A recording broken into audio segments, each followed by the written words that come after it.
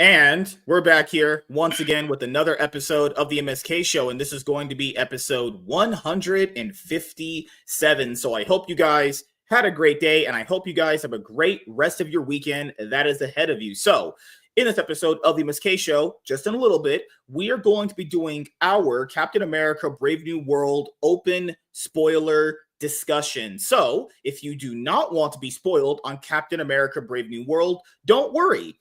I have an episode of Full Day of Going to the Movie Theater up on the channel currently right now, and it has a spoiler-free movie review of Captain America Brave New World. Sorry, that video is coming out close to this one. I scheduled that video to come out literally Friday, didn't come out. Then I rescheduled it on YouTube, and then it was supposed to come out earlier today, like around 2 p.m. PST, and then it didn't end up coming out. So then about 30 minutes before like this stream, like when we were about to go live, I just went and hard uploaded it for you guys. So you have a choice of getting spoiled, or you can just be not spoiled and you can kind of just make up your own mind however you choose to feel about maybe or maybe not wanting to go watch this movie in theaters. So yeah, as you guys know, for any new big blockbuster that I'm going to be watching, Full Day of Going to the Movie Theater episodes will be following suit. So hopefully next week I'll be able to go and watch another movie, because it's always fun going to watch movies though in the theater. I always just really enjoy, even though I go by myself, and you know, as I've told you guys this for a while, like even back as far as like 2022, the MCU movies in my town specifically, you would have a lot of people there, whether it be a Thursday screening, you know, because I usually go Thursdays, because like as you guys know, on the weekends it's very hard for me to make it to the movie theaters unless I really, really plan for it. And on Thursdays, we usually have a packed crowd. Like I remember Thor: Love and Thunder had a packed crowd that Thursday week it dropped. Like we had a massive crowd. And then Ant-Man and the Wasp: Quantumania came out. I was literally the only guy in there. And to be fair, I did not watch it my usual Thursday night. I watched it on a Tuesday. I'll let that one slide. And what else did I watch in 2023 for the MCU? I don't think I watched anything else that came out there. Oh, well, I mean, the Marvels came out. I didn't really want to go watch that, so I can't tell. There was only one MCU film last year, right? Oh, well, 2024 was Deadpool Wolverine. Even that one, when I went on Thursday, it had like maybe 15 people in there. Maybe. Even yeah, go ahead. Next, like I know next week's The Monkey, and I just know that you're upset that it's it's not a biopic about yourself. So obviously, it's supposed to be a horror movie that's based off a Stephen King thing. Yeah, the trailers are kind of whatever. I don't know. I watch every horror movie regardless, so we'll see. But that's going to be the next big one for next week, or whatever. Essentially, I can't really see myself in that movie. I'm more of a white person, actually. But, you know, if any black person wants to see themselves in Planet of the Apes, I heard they are making a new movie in that franchise in about a couple of years. So, you know, they can go and support that. I do want to see the interesting breakdowns for this movie, because, you know, a lot of people are like, well, it's all these other people that don't support like black-led movies in the theaters, man. I would love to see the racial ethnicity breakdowns of this movie. I swear to God, if more white people watch this than black people, you guys are a bunch of lying retards. Imagine. To be fair, like, I mean, out here in America, what is it? It's like 70-80% white people. So the odds of it being more remember what happened for the Marvel, already going to be higher. Yeah. Remember what happened for the Marvels, where the women in the mainstream media that are a bunch of fucking shills and they're just trying to get free, you know, loot boxes from the studio. They were like, men didn't go support the Marvels. It was literally factually proven that white straight males were the biggest demographic to go and support the movie. White men. Then it was actually Mexican, then black men. Yeah, women didn't go support the Marvels, despite it pretty much being a girls' superhero movie for girls. I mean, most superhero stuff generally is for dudes, even though there might be females in there too. But yeah, so as you guys know, for the MCU, I will be doing a huge project for the MCU, and like a lot of other franchises too. So technically, if I haven't got to reviewing that said movie in that franchise, I'm going to be doing it all in order, right? So coming up within about like a few weeks, when I plan this out, I'm going to start, me and a few other people are going to basically watch and review every single MCU movie from start to finish. So eventually you are going to get those reviews of MCU movies that I haven't seen, and you will even get a review of this later on. So when I'm clipping this out to upload as a regular video, it's not going to be called a review. It's going to just give our general thoughts and opinions, you know? So it's kind of like when me and Anna's Gameland talked about Joker. If you guys want to go see that episode for a reference. So, yeah. I'm going to watch some of the MCU stuff because I literally rewatched Iron Man 1 last night because I was good. Like, that shit is like, so good, man. And it's been a while since I rewatched it. And like after watching that after I just seen the last MCU thing, which was Brave New World, I was like, what a departure, man. Like this is like I was actually super invested again on Iron Man. I was like, wow, all this actually works. Pretty good, right? Cohesive. It's all, and then like this is their first outing kind of deal, you know. And it's like, well, keep in mind, how did they do it better almost 20 years ago? Jesus Christ! Well, keep in mind, it wasn't Disney that originally started the MCU. It was Paramount. Disney got the MCU with Iron Man 3. Yeah, they acquired it in 2013 before Iron Man 3. So, like, Paramount's the one that took the risk on the MCU. A lot of people forget, Disney's... No, I know you're a fucking poser, a lying idiot if you say Disney started the MCU. Literally, Paramount started the MCU. They took the risk on the MCU, not Disney.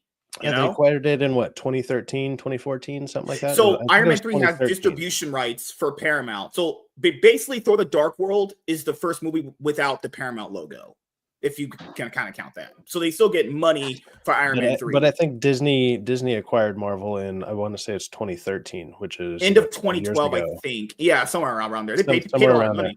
Yeah. But it's like Iron Man came out, 2008? So it's like the MCU started a good 4 to 5 years before Disney ever had their greedy little paws on it. But they had the whole outline built for them already. Like, and whether people like Gunn or not, he actually kind of wrote a lot of that out there. Like he wrote the game plan out for them. Yeah. So I also want to point out, if you look at the directors of the original like phase 1 movies, counting there are a few bad ones in these phases anyway. There's Jon Favreau, there's Joe Johnston, there's Kenneth Branagh, Josh Whedon, and I forgot who directed Incredible Hulk. Louis Leterrier directed Incredible Hulk. Like those guys all have some hits under their belt. You know, those. You mean they were all qualified to write the films and direct? Maybe not Iron Man 2.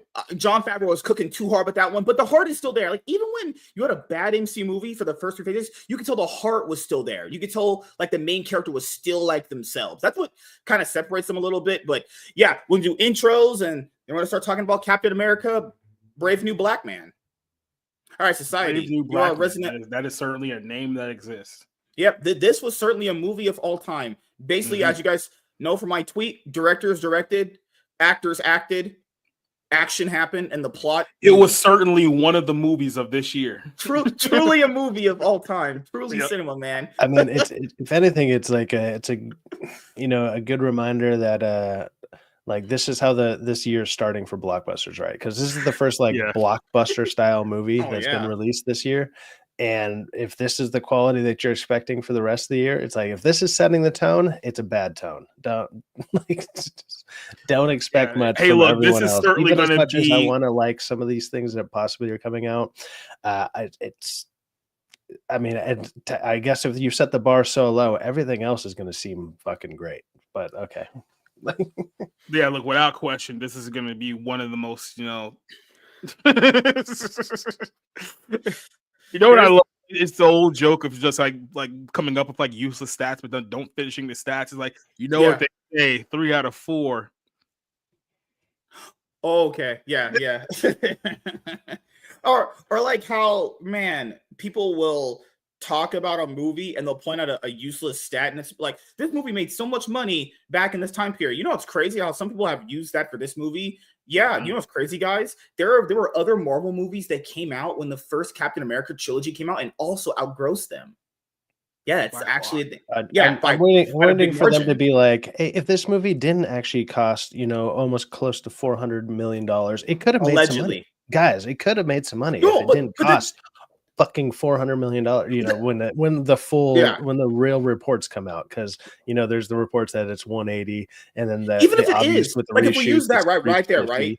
Even if we use it, it's 180. It doesn't matter, because if the marketing budget is like about $60 million added to it, it's going to be like 240, because they're not spending anything less than like $80 million on this movie's marketing budget. The movie still has to make like $700 million to break even. They're screwed either way. It doesn't matter if the budget is real or not. They weren't making their break even mark anyway. The fact that it's $400 million will make it even worse, because that means you just guarantee no money, because there's no way you're making. One of the things I've been I've been saying a lot whenever I'm on whatever streams I'm on, doesn't matter.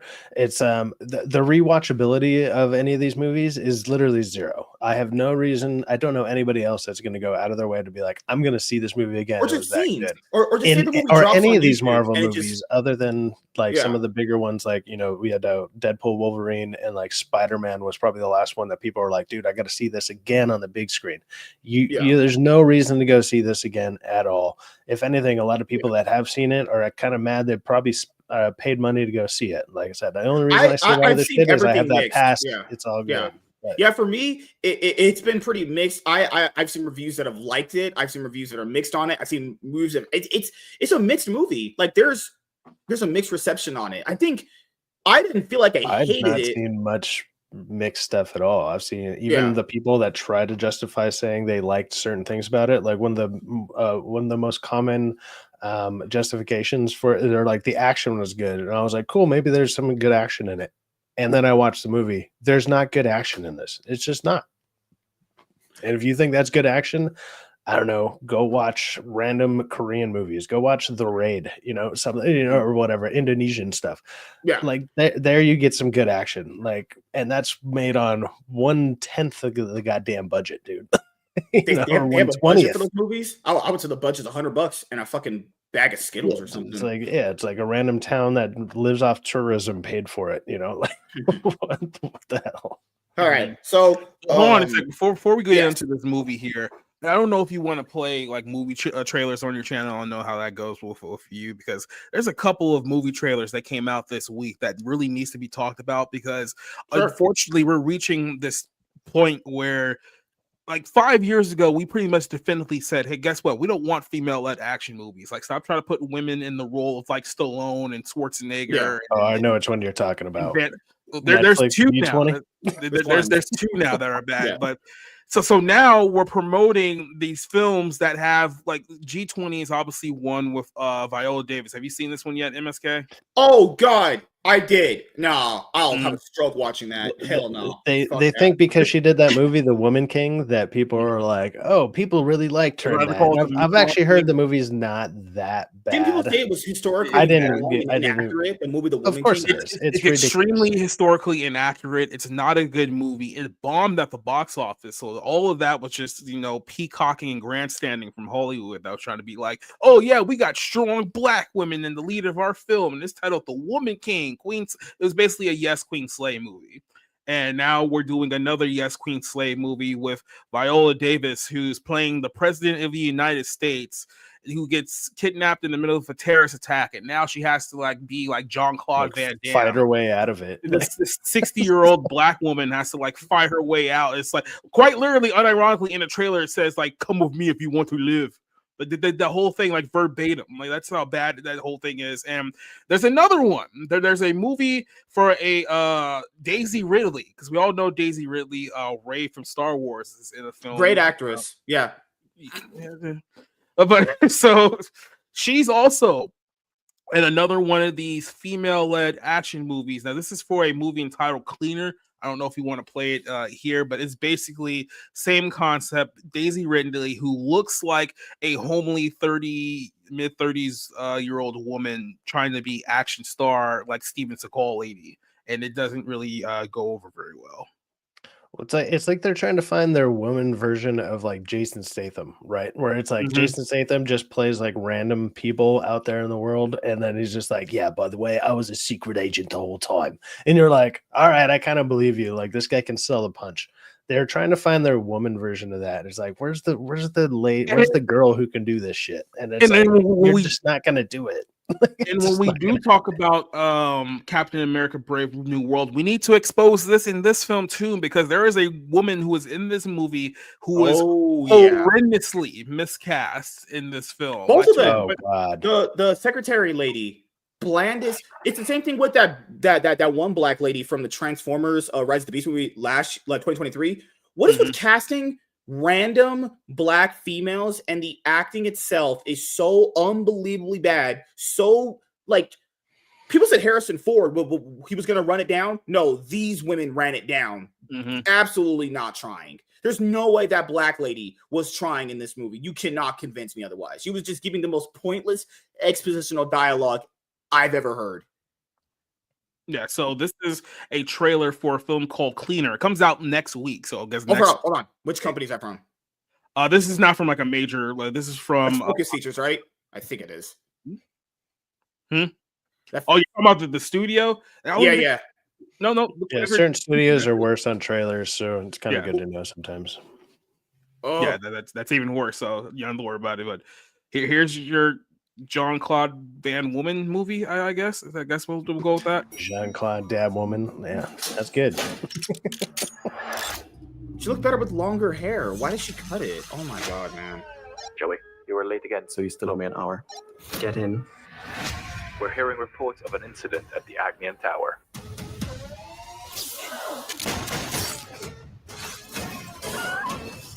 Guys, can we talk about how the white people are appropriating, Japanese culture? Oh my god. Greedy, needy, cocky. We're going to shine a light on your crimes. So you will be worthless. Cheers.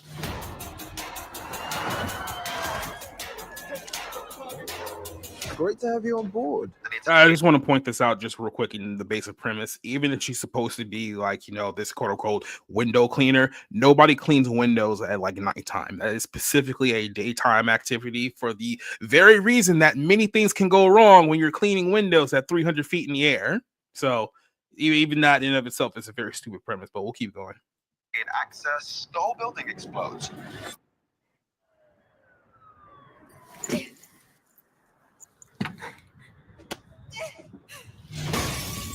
Someone got inside. One of the cleaners. Find them. Okay, Joey, get a grip. Your brother needs you. Put it down.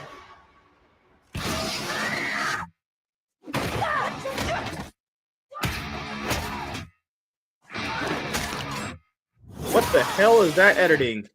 What the fuck? See, here's the thing. We are not actually good at martial arts like people like Daisy Ridley. You have to do extra editing and extra jump cuts to make it seem like she knows how to fight hand-to-hand combat when she clearly doesn't. So. If I need to clean her, ex-zombie. You got this, Joey. Everyone's got a personal, Joey. If you touch him, I will end you. No smoke without fire. Just the editing on this He's trailer is building. headache inducing. I've got what he wants.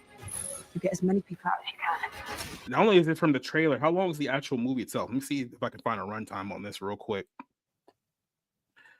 They don't have a runtime on this movie, so God knows how long it actually is. And I've never seen a movie a week of its release not release a official runtime for a film. So that's usually a good next sign, week. right? I haven't even heard. Like, I feel like I've seen like like a trailer like this before, but I thought it was like a throwaway thing that they threw onto like like one of those free movie or free with your subscription type movies on like Paramount or some shit. Well, clearly it's not getting a wide release, so it's not going to be like one of those like every single movie theater is going to have them, but it's going to limited enough. It's going to get released next week that it should be online basically like a day or two afterwards. But yeah, this is man, there's so many puns I can use right now, but I just won't because I can't even use it. She's British. You want to hang this whole operation on a window cleaner who couldn't hack the army? I was never there for you. This time I'm not going to let you down. I will end you.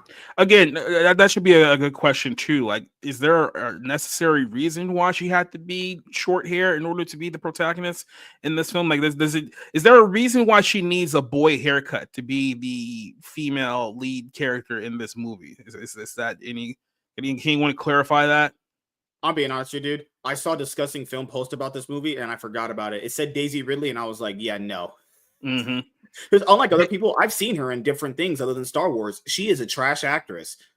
I will say this. Way. Here, the only film that Daisy Ridley has ever starred in, including the Star Wars movies, that I actually liked. She was in the film 2 years ago called The Marsh King's Daughter. I think that is by far the best movie that she has ever been in her entire life. Now, I know that's not a very, very high bar because she's been in movies like Chaos Walking and The Bubble, and Sometimes I Think I'm Dying. So I know it's not a very high bar. That's the only movie where it was like, oh, wow, I actually kind of like Daisy Ridley in a film. And it's not about her being a strong, uplifting female and all that whole nonsense. Chaos Walking and, Sometimes I Think I'm Dying. Those kind of sound like the reviews I would have given to Star Wars, so maybe that's what it's. Remember she was a part of the Murder on the Orient Express, and then actually got outacted by every single actor in that movie. Despite, to be fair, they're all pretty much all talented than her, but it was noticeably an insane gap. They even gave her priority in the movie to have it over Johnny Depp. And he's still. Well, it's like she's not a seasoned actress by any stretch of the imagination, and it's like she had only done like a handful of like TV shows and movies before Disney decided that she's going to be Rey Skywalker in the future. It was bad. He was bad in that too. She had the most. Oh my goodness, the sex scenes were bad. She gave birth to an autistic kid. It's like, bruh. So I guess that correlates to her acting performance actually too. Her acting performance is actually just straight up abysmal. It's the same thing with Henry Cavill for me. A lot of people, it's like Henry Cavill does the same shit she does.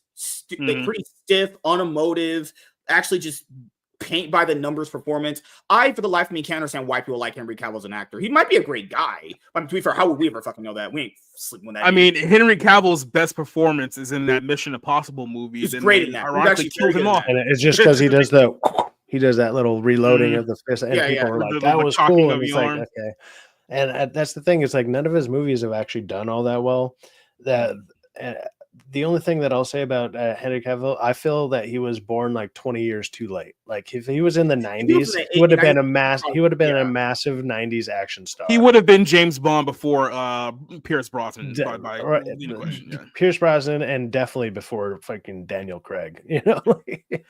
Daniel Craig, just this quick little sidebar. He's a guy who I didn't even mind that much in like the first two Bond movies, but now that I've seen him in other things outside of Bond, I just absolutely despise Daniel Craig. Like he is just the absolute worst. Yep. Yeah, it's one of these things. I think the only people that I've seen defend his actual acting are like 40-year-old virginless women. Like Henry Cavill's like, and keep in mind, when we look at the context of Mission Impossible Fallout, the only reason why he did a great performance in that movie, who's directing that movie? Christopher McQuarrie. Who's starring in Mission Impossible? Tom Cruise. If anyone knows anything about Tom Cruise, he does not allow his co-stars to have bad performances in his movies. He will literally call you trash. At the same time, you could look at it like, well, if you look at every other project that Henry Cavill's been on, and then look around like the directors and who's writing it and stuff. The reason why like maybe he is actually good. He just literally gets like cast into crap stuff. It's like, who's his agent? He should fire his agent. Wasn't it Dwayne Johnson's ex-wife for a long time? Basically, yeah. Like I remember there was a movie, I think it was the Shazam stuff, or what was that? Black Adam. Yeah, good. It was like he wasn't going to get thrown into that. They were debating not doing it because it's like I can't be upstaged. Basically, Rock was saying shit like that, and it's like, dude, all right, it's fucking Superman, dude. Like, how do you not do that? It's Give me one second. I'll be right back. You're fine. I just don't get why people like him as an actor. I've seen him in movies. I guess I've seen Henry Cavill. It just, I'll just never understand why people regard this guy as some really great actor. I mean, guys, literally, fucking, if Harrison Ford at his the performance he just did, that's better than Henry Cavill doing anything, honestly. Henry Cavill's a likable personality, but he's not the strongest actor. And then when you look at the roles that he's been a part of, it's not been, like I said, nothing has been of note that he's really been in. Like, Superman was obviously his most notable role, but the movies just simply weren't that good. He didn't act good in those movies. Like Man of Steel, he wasn't acting great in those movies. He was doing. I mean, to be fair to him, I can't put that all on him because that's also just the stoic direction that Zack Snyder gave Superman. So I mean, it's like he was doing what Zack Snyder told him to do for that character. So I can't put that all on him. But yeah, the other films that he's been in just haven't really been that good either. I mean, Argyle was atrocious. The Ministry of Ungentlemanly Warfare, that wasn't very good. The Man from U.N.C.L.E. I mean, he just doesn't have like a lot of films that you can like point to and be like, oh yeah, he was great in this. It's like, no, all of his films have just been really, really crappy. Like I said, with the exception of the Mission Impossible movie. So, he needs to find a better, agent to get him better roles if he wants. He's better people around him to get the most out of him. He feels like someone that's cool with just kind of going with the flow. He's not the kind of guy. He doesn't feel like the kind of guy to step on someone's toes and be like, hey, you need to kind of like do better in this scenario. He seems like just a guy that's just cool with just, okay, I'm being there. I'm just gonna do my job, read my lines, and just go on about my day. But it's like, even because I know people give him the excuse of Man of Steel. It's like, okay, that was kind of his big role, and that was kind of Zack Snyder. But what about BVS though? BVS, he wasn't acting any better. Superman just took a nosedive in that movie too. And even people said, but Justice League was going to redeem him. Man was on screen for like maybe 5 minutes. If that, That's if you're not counting, the Snyder cut, the 4 hour Snyder cut. Even which was what I was saying before. It's like, the Snyder cut was better than the original theatrical cut, but at the same time, if you need 4 hours of runtime to make your movie make sense, that means that you're not good at your job. Like that, it's also one of those things where I'll be honest here, I'd rather just rewatch the Joss Whedon one because I know it's faster. That Snyder movie, dude, I watched the first 2 hours of it. I came on to watch the next 2 hours when it was dropped. I was bored, dude. Just listen to what you just said. It's like, I watched the first 2 hours of it. It's like, well, it came out that day. It came out that night at midnight, and I watched the first 2 hours before I had to go to bed. This is back when I had to work at like fucking 6 a.m. And then I just came on the next day and watched the next 2 hours. And I was like, why did I sitting there? I was like, this is what he hyped us up on. This is basically just Josh's version. To be fair, it's his version. To be fair, this is basically just the theatrical cut, except it's just longer and it's just more of the same shit we would have gotten. People say, dude, all the Zack Snyder bro people, man. Dude, I sometimes can't stand listening to a lot of those people because they'll do the same thing with that stupid Rebel movie that just came out. What was that called? Rebel Moon. Yeah. And it's like they're like, well, look at the director's cuts of that, and I'm like, no. I'm good. Like, it's like, what the fuck? I shouldn't need to watch an extra 4 hours to make this piece of shit that's slightly watchable. But what's the thing, man? What the fuck are you talking about? People forget. What was the thing is why he went to Netflix? And the main reason he went to Netflix was because he was like, they don't interfere with the creators' movies. So that means just release the unedited movie then. Release not a theatrical version. He goes to Netflix, he gets a theatrical cut, and then the extended cut. What? He went here because he was mad that Warner Brothers didn't want to release the 4 hour Snyder cut. Then why are you releasing a theatrical cut on this? He's such a con artist fucking piece of shit.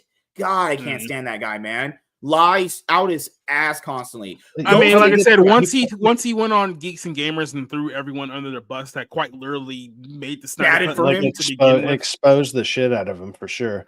But I think he probably gets these contracts where it's like, oh, you need we want 6 movies from you. Netflix is like, okay, here's $500 million, and he's like, well, technically, I gave you 4 movies with this one movie because I cut it up and then I made it a theater or a regular release and then a director's release. He probably like literally is conning his way through his contracts that way. So he's like, I don't really need to do this. But imagine throwing your fan base under the bus publicly, be like, hey, look, I can't be associated with you guys because I'm working on Rebel Moon. I don't want to destroy my reputation. Dude, I was done with that guy at Army of the Dead. Army of the Dead was terrible. Dude, he literally movies I've ever seen. That movie's trash. He wanted a special lens, and there's a crack in it. And even during some of the shots, you can see the fucking crack in the shot. It's not intentional. Like, that's just the lens. He was like, oh, this is a special lens, but he could only find one that had a crack in it. So he still used it and tried to justify that shit. Like, fucking A, man. I mean, at least write it into the story. You know what I mean? Like, be a little bit creative. Like, you got zombie punch the screen, and you see it like, oh, cool. Look at the crack. Exactly. You even crack the fucking lens, man. Look at that. That's cool, or something. No, it's just in random shots. It's just there. Yeah, and that movie's whole plot pretty much destroys itself. Remember in the plot, you're supposed to get this crown from this queen, and then at one part of the movie, the guy just gets it, cuts her head off, and just leaves. It's like, why didn't we just do this like at the beginning part of the movie? Like, what? His movies are so bad. Like, Man of Steel isn't good despite the action being pretty okay. BVS is bad. this Snyder Cut is boring, not useful. Army of the Dead is trash. Like every stuff movie like 300, which most people relatively like. It's like 300, and then he did that zombie movie, which he didn't write. Basically, almost any movie that he didn't write, but he directs. Like he's a good director, but he's bad when he has to direct the own shit or his own stuff that he's written. Like he can't make that come to life. Go with the movie, he can make other people's stuff shine. Before we go with spoiling Captain America: Brave New World, do you guys remember the director that Netflix originally wanted to get before Zack Snyder to do a longer picture deal with them? It was Christopher Nolan. Nolan just didn't want to put his movies on streaming because he realized that streaming movie. Sydney Patty Jenkins said, "You put a movie on streaming, that shit's a ghost town. No one hears about it." Then, when Christopher Nolan didn't want to put his movie Oppenheimer on there, you kind of hear about Zack Snyder getting this picture deal with Netflix. I remember he did this Roman Empire animated movie recently that just came out. Guys, I'm not watching anything from that guy ever again. I don't like his movie. Yeah, the Netflix one. What the fuck was that called? I'm not watching anything. I know Hold My Bill Shock watched it. His movies are just, it wasn't too bad, but his movies are just extremely just uninteresting and not good. Like if you like them, whatever. It's all subjective. I don't care. Personally, for me, I'd rather hang myself than watch any more movies out of this guy. I would literally. If a movie says directed by Zack Snyder, I would rather just hang myself. I'm not kidding. Fuck that guy. The man is over here begging for a studio not to chop up his movie and put it in theaters with a runtime, yet he goes to Netflix and they do the exact same shit. Like, what the fuck? Why wouldn't you put my 5-hour movie into the movie theaters? It's like, dude, because it's taking up 40 fucking slots, dude. And it's a bunch of time. Like the movie theaters can't afford that. It's like... There's fucking school nights. Imagine taking your kids out to a movie, and that's a school night, and that movie's 4 hours long. I'm watching a 4-hour movie, I'm just gonna go rewatch fucking Lord of the Rings extended edition every time. It's like, hey, you got 4 hours to kill, and you want to watch one movie? Go watch the Lord of the Rings movie. Any one of the 3 that are out there with the extended edition, watch those instead. Doesn't matter which one; they're all great. Yep. All right, when society gets back, we'll do our open spoiler discussion. So keep in mind, as what I just said earlier in the show, it's not going to be a review. We're just going to be going over our thoughts and opinions of the movie. Mixed reception across the board, but there will be spoilers here and there, depending on where the topic or there's no here and there where the conversation goes. I'm saving you money. Essentially, did I go watch another successful black man than myself? Wait a minute, that was set up to be an L, huh? I mean, you're not wrong. Talk about the movie. I just want to play this because it's absolutely hilarious. Imagine if they did a theatrical release of the Snyder Cut and you're sitting there after 3 hours realizing how much time you have left, and then this is what you hear.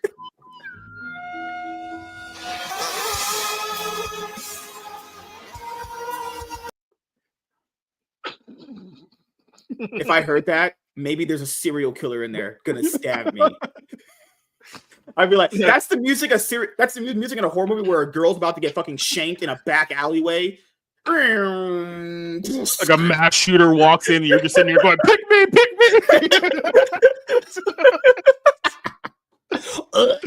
Dude, that's kind of music that will save suicide victims because they'll hear it and be like, I can at least make better music than that. And they go off and record an album, and they're just like, because what the fuck was that? That's what that is.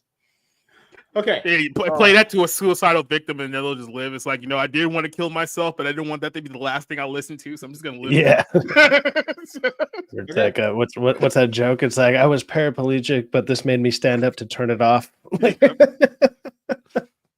Good God. All right. Why is there always helicopters when I stream? Why is there always helicopters? What the hell? We can't hear your helicopters. Yeah, if you could stop selling cocaine out of your basement, that would be a huge help. Maybe you should stop living in the ghetto. Maybe that was not a ghetto. I live upstairs. This is a great neighborhood. There's not drug addicts. All I hear is helicopters and gunshots, man. It's great. I have to do the podcast outside then. Live above an exotic fish aquarium selling place, and there's illegal gambling in the back, but sometimes there's light jazz music, but it's really nice. Every time I play the Bad Boys theme song, everyone in my house just scatters. It's just weird. There is a dog me and my 35 roach tenants Okay, even the roaches and the rats get into fights. They're beefing over turf. there is a dog grooming place downstairs. I mean, As long as they're not loud, I don't care. But there was a day, before Thanksgiving last year, there was a day the dog down the street would not start barking. I swear to God, I went over to that fence and I said, "Shut the fuck up," and it still kept barking. Dinosaur. That's where you have to go to Walmart, buy a BB gun, and then that way, if it starts barking, you just like snipe it from the rooftop. MSK is great dinosaur to your neighborhood. All right, great. Okay, let's go. I'm alive, and I'm here to give you the quality. Okay, let's be serious, because we're black people. Well, society's an honorary black guy. Wait. Look at that. It's a flying fuck just going right by you. Mm-hmm. Did you give any? Have you given any fucks? Just to you, sir. Look at it. God. All right, you're probably really good at fucking dudes over women. Yeah, I heard you like the guys. It's all good. Come on. Do you have better jokes than that? Come on. Damn it. That was pretty bad. It was flawed from the ground up, just like my sex life. No? I might actually agree with that statement. Did you guys all right, so this is an anime joke for everyone who's watched anime. What did Light say to the god? What did Light say to the police after they captured him? Yagami. Zinger. Anyways, I thought you were going to say this man is not black. You want to go frame somewhere else? That's what they should have spliced that into the movie after when they caught Red Hulk. This man isn't black. we thought this was a Negro. Oh God! All right, let's have some fun, boys. Let's get some quality content out of it. Who's he calling kid? Remember that was a line in the movie where this is YouTube. It's not your OnlyFans account, man. Calm down. Hey. Quality content's the name. Okay, boys, let's get together and let's do this. Yay, quality content. That. Never mind. No. Have you ever had sex with a girl? No, wait. Don't answer that. I know I did. Zinger. I think that's illegal in most states. But, yeah. What the fuck? I prefer my women to be 18 years or older, not R. Kelly legal. Jesus Christ. Trip. All right. Good fucking God. Hey everyone, I am MSK, aka Master Swag King, coming at you guys today with another video. And if you guys are returning viewers or new viewers, then please consider subscribing to the channel if you have not already. Leave a like on this video if you enjoyed it and comment down below. Also, make sure you guys hit the notification bell. That way you guys can get notified on whenever I upload a brand new video or go live. And in today's video, we are going to be talking about Captain America: Brave New World, the 35th film in the Marvel Cinematic Universe. Feels like just yesterday this franchise kicked off with 2008's Iron Man, and good God, has the quality dropped since then. Literally, if you go back and watch that first Iron Man movie and then watch this one straight afterwards, you're like, damn, how did it ever get so bad? But this movie has had plenty of production issues. It's had basically a ton of reshoots, and even when I set this in my, wait a minute, oh my God, wait a minute. Hey, what you doing? Relax, man. I'm just trying to grab some nuts. I have the perfect thing for Cyfax. Hold on, before we go. Cyfax, do you want this? I'm ready for America. Here we go. All right. He's too white for us, man. He's too white for us. I forgot I had these on my desk, and I was like, this is perfect for these. Oh, before, yeah. Sorry. There was a Mexican outside. Boys. There was a Mexican outside. I didn't want to start because he was looking like he was going to. Is he trying to escape Trump? No. He's looking at my neighbor's car. I just wanted to not make. Okay, he left. Okay. I'm not kidding. A Mexican was staring at my neighbor's car right there. We're in a great neighborhood. Okay, it's okay. It's a great neighborhood. Outside of that. Safe. So do you live in Inglewood? Like where the hell are you located? There's a liquor store right there, so it attracts a lot of weirdos. Well, you're at the corner of like Crenshaw and Martin Luther King right now. There's a safe neighborhood. There's a laundromat next to a McDonald's, which is always a good sign. It's like gun store, liquor store, gun store, gun store. Okay, there's a bank. There's my bank. There's a liquor store, and then there's a Chinese restaurant right there, and then a donut shop. Yeah, that's you're not in like the hood, dude. Like, what the fuck, dude? It's like check cash in place, gun store, liquor store. Yeah, no, I'm not kidding. I'm next to the Crips, and then I'm next to the Crypto. So many Crypto. All right, let's have some fun. Hey everyone, I am MSK, aka Master Swag King, coming at you guys today with another video. And if you guys are returning viewers or new viewers, then please consider subscribing to the channel if you have not already. Leave a like on this video if you enjoyed it and comment down below. Also, make sure you guys hit the notification bell. That way you guys can get notified on whenever I upload a brand new video or go live. And in today's video, we are going to be talking about Captain America Brave New World, the 35th film in the Marvel Cinematic Universe. It feels like just yesterday this franchise kicked off with 2008's Iron Man. But as the empire of the MCU was building up, it all came crumbling down after the release of Spider-Man Far From Home, which is the actual movie that is the conclusion of Phase 3. A lot of people think it's Endgame. No, Spider-Man Far From Home is the final film of Phase 3. And as you guys know, for me, that movie's a literal steaming pile of dog shit. So I know you guys have watched videos on this channel of all of us basically on the MSK show talk about this movie. So this movie was greenlit shortly after the conclusion of The Falcon and Winter Soldier, and the movie essentially was already supposed to come out back in 2024. But the more we found out about the movie is that it had already been completed, but it already had gotten a lot of test screenings. Those had failed. So essentially, this is what happened. It would get built up, finish, test screening, fail, build up, test screening, fail, build up, test screening, fail. I'm not kidding. It's the actual cycle of the movie. It had like 6 writers. I don't even remember the original director of this movie. I'm pretty sure even the director changed, if I'm not mistaken. I could be wrong. But it ended up going to a guy named Julius Onah or some shit who directed a Cloverfield Paradox movie or whatever. So the movie did end up finally coming out, and we are going to end up talking about it here. Now, since I am the Big Daddy Top G Riz Master, as you guys know, I love movies. I really do. And whenever I go and see a movie, I would not like a movie to be bad, because all of us here, we all have our personal lives. We are giving our hard-earned money to these movies, right? And if they're bad, it makes you feel worse because you've wasted time watching a bad product. Now, as I always say with movies, go and form your own opinion. Just say like Society does his review or Sci-Fax will do his. Doesn't matter what they say. Literally go and watch it for yourself. Now, no, it always matters what I say. That's true. And you know what's crazy? You might agree with them. They might be telling the truth, but you will at least be able to contribute to the conversation and understand where they're coming from, or you may yourself may disagree, but you may also understand why they didn't like certain parts. Always do this. I know a lot of people don't say these things. It's just something that I always say when I talk about movies. Go and watch it for yourself, form your own opinion. Who knows? You may end up liking it. I don't know who you are. Your taste might be different than mine. That's just how it is. But for me, myself personally, as you guys know, I did a spoiler-free review in my vlog. And I've been thinking about this movie for the past like day and a half, now 2 days when this video is getting released to you guys.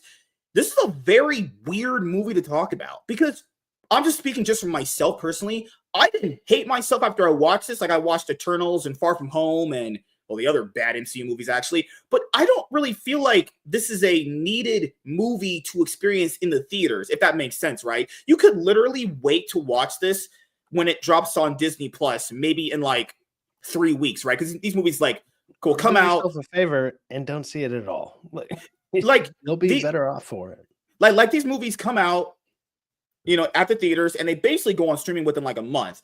Now, there are some things that I liked, some things, but most of it feels very odd for a movie. So what's the best way of talking about this movie? So essentially, do you know how people kept saying this is a Captain America movie without Captain America? That's even more true, but in a different way. This actually feels like a Hulk movie script they couldn't do for a Hulk movie because Universal Studios owns the rights to the Incredible Hulk, but they just have Captain America here. And now you don't have Steve Rogers as Captain America. It's Sam Wilson. And then not only is there not Captain America in the movie, this isn't even a Captain America movie just by even how they structured it. It just feels like a Hulk movie script that they couldn't do because they just don't own the rights to that character. That's just kind of how it felt to me. Now, if I'm going off of the best characters in the movie, I'm being honest here. Anthony Mackie, I don't think he's a bad guy. I don't think he's a terrible person, but he did get... He's kind of a dick. He got completely destroyed by an 82-year-old Harrison Ford. People thought Harrison Ford was going to completely run it down. He didn't. He actually gave a pretty decent performance. I actually enjoyed his performance, honestly. I was like, wait a minute, hold on. How was Anthony Mackie, the new Captain America who's going to lead the Avengers, getting beaten by this 82-year-old guy? Like, how is that possible? Let me ask you this question just real quick. because had Jonathan Majors not, put hands on a woman in Brooklyn and lost his job, they were clearly at some point building up to an Avengers team led by a black man, leading up to a mostly black villain in Kane the Conqueror. So this whole thing, this movie was very much supposed to. Was very much black on black crime with Falcon and Kang. This is what it's all leading to here. So this is the direction that it was supposed to go before things fell apart. Right. Mm. So the other thing to bring up with the movie is how weird it is structured. So I can understand why there's been reactions out there saying it's not that bad. And even for myself, I would probably have this middle of the pack, honestly. I mean, guys, black on black violence, that doesn't exist out there. I don't know how they're going with this much fiction. Come on, black on black crime is a myth. I mean, you heard from right. Are you going to bring up all this fictional shit? We don't do that out here, guys. Yes. So the thing I'll bring up here is, like I just said a second ago, I can understand why someone won't have this in their bottom 5 MCU movies, but I don't feel like it's anything higher than middle of the pack. For me, there's been worse MCU movies I've seen. That's true. I will fully agree with that. But this is also not better than the ones that I actually like. Not even close to like top 12. This is probably, because there's 35 films now, this one would probably be 20 to 25 in that range. Like, not the worst. I'd say it's like really 28 to 35, somewhere there. And I'd have to go over all of my list with it to really start ranking it. But it's, for me, it's one of the most, it's the most dull. It's one of the most boring. It doesn't justify the character's existence and the way that it goes about it. And the other big thing, as bad as so many Marvel villains are, they sometimes at least go out in like a decent fashion. Sometimes even the this one, they all literally kind of just get talked down. Like, they're all just like, hey, can you not? And people are like, okay, yeah, I guess I won't now, or whatever. Like, you might as well just look at it like that. Like, sure, it's a little different than that. But I mean, if you really think about it, it's like none of them actually go all out. They all just get talked to. One guy just freaking, I mean, obviously we're doing spoilers, but the leader, he just comes up and he's like, he says some stuff, and his superpower is just like really shitty. No, it's not even mind control. Like, sure, he knows how to do that. Sure, he plays the song or whatever. I guess that's kind of a power or whatever. But he just activates people like the super soldiers, or like how they did with Bucky. But really, it's like he's just like a kind of just a slightly better than most people, like sports better. Like, he's just like, I got like 87% chance I'm gonna win this, and you're like, what the fuck kind of odds are that? Like, why is that your superpower? Just like, because I wanted to slightly okay gambler. Like, I'm better than most people at gambling. That's your power.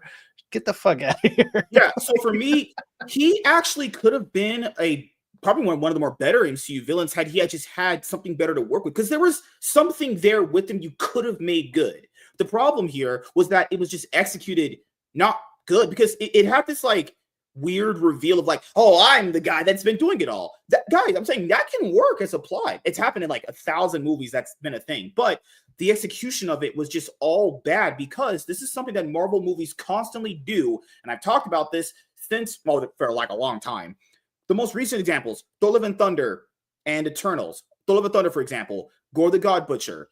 When it's revealed that the gods in that one scene, the way they were talking to Thor, it's revealed that Gore's not wrong. These gods are pieces of shit, and it's kind of reasonable he would probably want to off them. Now, that is wrong to do. I'm not debating that. The problem here is that you have scenes in recent Marvel movies that completely contradict or even just downplay why a villain's a villain. They should be being a villain because they truly feel wronged in the world. Now they have villains where they're not just the person that's wrong, they're right. Like, let's be honest here. In the movie, the leader probably has a decent idea about why he doesn't like Harris, like Thaddeus Ross, because he actually kept him in a cell and then said he was going to get him out and became president and forgot about him and just used him. Like, is he wrong?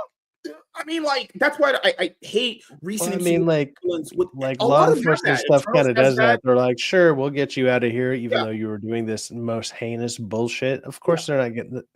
They're going to tell you what you want to hear to keep you in there. Oh, yeah. I guess, sure, you would be mad about that, but it's like the justification for keeping you in there is still legit. It's not like that goes away because I was willfully go to this. No, shut the fuck up. You were still being a terrible fucking person. Yeah, man, in recent MCU movies, they keep doing that. Thor, Eternals, oh my god, Shang-Chi did it. Shang-Chi, his fucking dad knows his mom is dead. He literally sees her dead body on the ground and then believes she's talking to him. How in the world would that even be a possible thing? This guy's a freaking gang leader. He's supposed to be smarter than that. But just nevertheless, so that's my problem with, like, the leader could have been something decent, but the execution pretty bad. We'll just you also have to remember here too, just to be fair here, is that this movie was reshot a few times. So originally it was supposed to be you can see the obvious cuts in it too, by the way. Like there's obvious, like you could see that they were clearly going with other, like there's multiple kind of storylines that seem to be in the movie, and they're not, it's not that they're resolved, it's just like the way that it interweaves into whatever stories other people had to fit into the bullshit that they had there doesn't work. And it's like, it's very obvious where it's like, oh, that doesn't make any sense. That shit went fucking sideways or whatever. It does it multiple times. Like, yeah, what do you want to say? Yeah, go ahead. But yeah, remember Seth Rollins got cut from this movie. He was supposed to play a bigger role in the whole Serpent Society, which is ironic because his wife got cut out of the Eternals movie. So both Seth Rollins and Becky Lynch have both been cut out of Marvel movies in the last 5 years, which is kind of hilarious.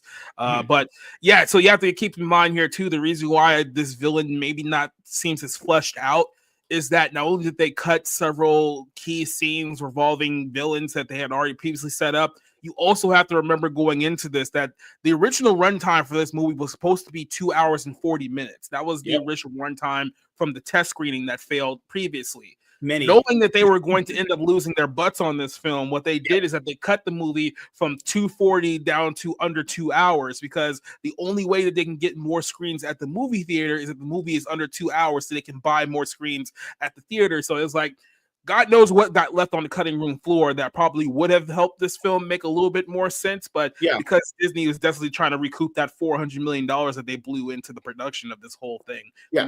And we can't throw away the obvious thing where, like, one of the obvious things anyways is obviously how the election went, right? Like, whether people want to admit that or not, it's very obvious. Like, you can tell he's supposed to be Trump, whatever, and a white man rampage was going to win. House. And it's just like, oh yeah, look how bad he is. He's so bad that he rages out and becomes the Hulk. And it's like, okay, and there's obvious stuff there. I thought it was going to be toned down a little bit, but no, there's a lot of it that they let ride into it, and I'm like, you can see where they were probably trying to go with it, and I don't even think that movie would have worked. Like the stuff that's obviously been messed with or whatever, I don't think that would have worked.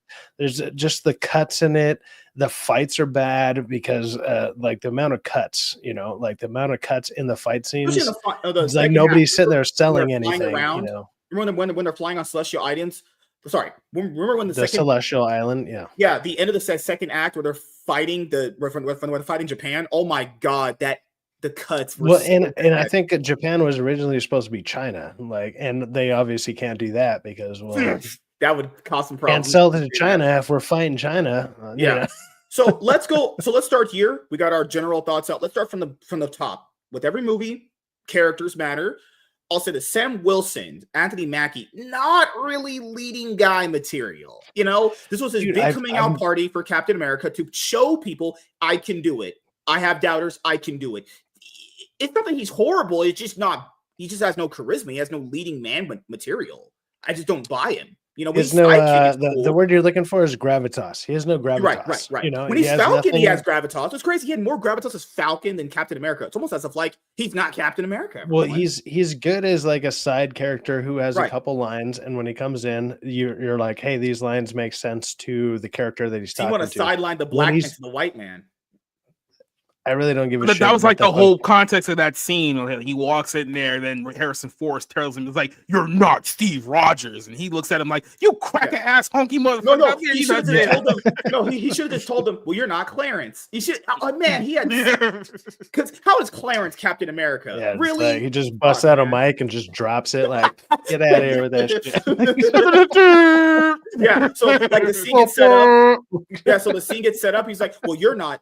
Well, you're not William Hurt. Well, you're not Well, your name's Clarence. Mic drop. Could have had the greatest scene there. But I just, another pet peeve of mine, because as you guys know, I do read comics, so I have a little bit of knowledge of his comic appearances. That suit that he wears, the original one, I like that one way more. That actually might be one of the most comic accurate suits for a superhero movie. It looks very on point. It's pretty comic accurate there. Why did he swap his better looking suit for that uglier one? It just made no sense, because usually when like a superhero swaps a suit, it's like, oh, well, this one's more powerful, this one's more durable. Swapping them made no sense. It made no reason to do it. So one of the reasons, and I saw him, he made like an interview about this, because the original suit, like from the Captain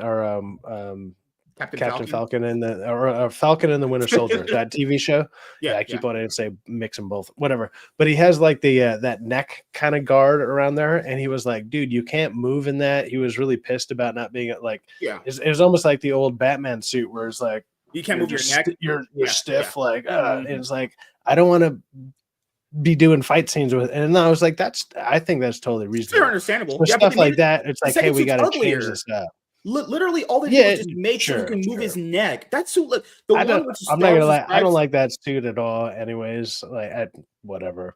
He's an amalgamation of like so many different concepts of other characters. So he has the Falcon wings. He kind of has like a wannabe fucking Captain America suit. He has like an Ant-Man helmet.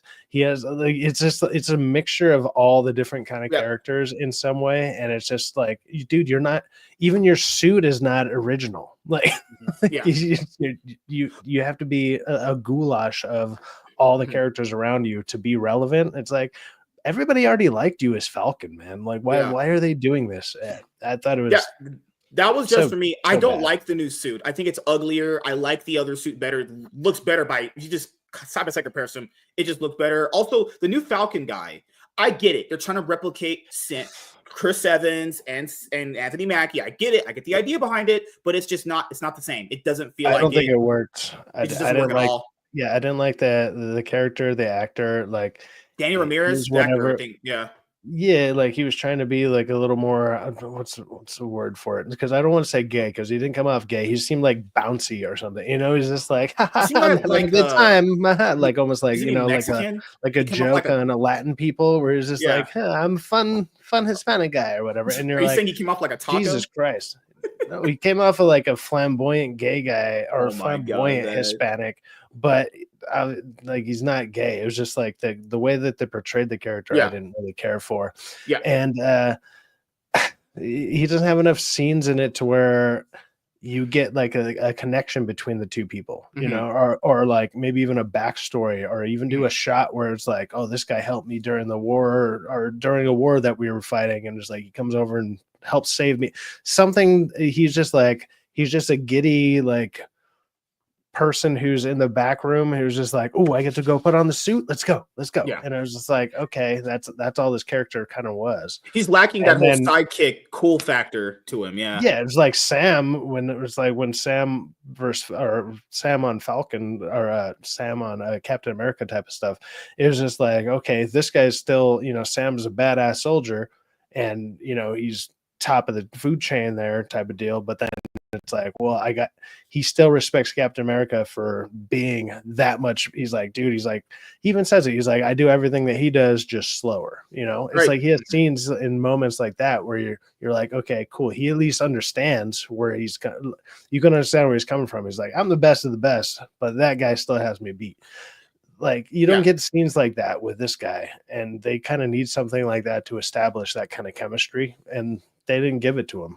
For Thaddeus Ross, I would say he's the most layered character in the movie. Feels like he actually has some character development there. He has some growth. Because with Sam, I really felt like by the end of the movie, why didn't they just keep Bucky? Like, literally, if they just continued that relationship from Falcon and Winter Soldier here, it would be a lot more believable, because I like Sam and Bucky's relationship better than I do like, because he's white. Right. Damn. That's what it, you know. That's what it felt like, man. They just literally swapped out the two actors with a better chemistry for the actor without better chemistry. I literally don't get it. And they only shared like a phone call in Falcon and Winter Soldier, a literal phone call in a battle scene in episode 1 of that show. Crazy shit here. So also say this: the surprise there, Bucky does make a cameo in the movie. toward the beginning of the third act. Yeah, to establish he's running as some type of governor or senator or some shit. Like he's working his way through American politics. That's kind of like his cameo, is to show that he's somehow establishing himself in American politics. I'm calling it out right now. There was a deep fake in this movie. They'll never admit to it. That Betty scene, I don't know if that was real. That shit felt so fake. I didn't even see her lips move when I was watching it. That shit looked so fake. I don't even know she was there. That's my opinion. Maybe I'm wrong. If they debunk me, great. But I did not feel like she was there. Those are only 2 surprises in the movie. Also, because I know a lot of people like the MCU movies because the end credit scenes. There's one post credit scene, and it's not worth watching because it's generic. It's stupid. It's completely generic, like villain hero dialogue, where it's like, well, something bigger's coming. Literally, that's all it is. You do not have to sit It's literally a ripoff from like one of those CW shows that kind of did the same thing with like a character, trying to say that something big is coming. I mean, they do that kind of all the time with a lot of shows, but they usually do it in TV, not on movies. Yeah, like sometimes they hint towards it in movies, and then it never comes to fruition. For TV, it's better because you can tease toward a longer build-up. Yeah, it's like next season, bam. It's like next movie. You're like, well, the next movie is Thunderbolts, and then the next movie is Fantastic Four, and Fantastic Four, if it's done right, is actually going to reset all this bullshit anyways. If they do it right, which they're probably not going to do it right, but if they're smart about it, they can find a way to somehow restart everything that's going on here. And with the introduction of adamantium, I think that's the only big thing in this movie that gets introduced. That was one thing that should be a big thing to go forward. Is that the introduction of adamantium is like obviously it's a hint towards X-Men, which everybody knows. Like they just acquired the rights to X-Men like a year or two ago, or a couple of years ago. And that's a huge thing. Like X-Men is very important for some of these storylines that they're kind of talking about, like the Doomsday, or what's the other one? Secret Wars. It's like secret. Like X-Men are a huge part of that shit. Like so they're introducing it. So the other thing here that I'll bring up with characters that a lot of people talked about. So let's start with, we'll do the black guys first, then we'll do that girl. Isaiah Bradley's character. I'll be honest here. It's not that he did a bad job, everyone. It's not like everyone here. I don't feel like everyone phoned it in. It's not that he did a bad job. The question is, why should I care? Yeah. Why should I care? Yeah. I don't feel like any of these people like phoned in their acting. Like I think the acting overall was For the woman going to get the girl, I'll tell her right now. I would say the girl, the Israeli girl, was like, so we'll do she did not need to be there. I want to do Giancarlo Esposito, as you guys know, great, terrific actor, useless, wasted. He is literally just a ghetto Winter Soldier. Literally in the movie, he does every single thing Bucky did in Winter Soldier. Stalks his prey out, blows the car up. He doesn't know where he went. He literally is just Bucky, except that's not his character. He's like what's character Sniper, but you guys know what I'm saying. That's why the movie feels like it's just a bootleg Winter Soldier with a Civil War level aspect to it. Not only is this suit amalgamation of everything, but his character, like all the characters in his own movie, are amalgamations of everything else. Mm-hmm. It's just it's a hodgepodge of all this bullshit. Well, that's the other big it's our own movie. It's not. You're trying to do the government has been compromised type storyline when we just did this 11 years ago, Winter Soldier, and it was done much better then. So it's like, why would you try to read that plot? Remember, because as you guys know in the trailers, because me and Society always talk about this when I go on his show. I hate when movies put out trailers and they drop the entire movie in the trailer. I'll be honest, you guys. If you watch the trailers for this movie, you've seen the whole movie. I shit you not. Everything's in the trailer is in this movie, obviously, right? But so here's an argument here, right? Yeah, because people were making this about the reveal of Red Hulk, and spoiler, he's in the movie, but they showed you that in all the promotion, right? Right.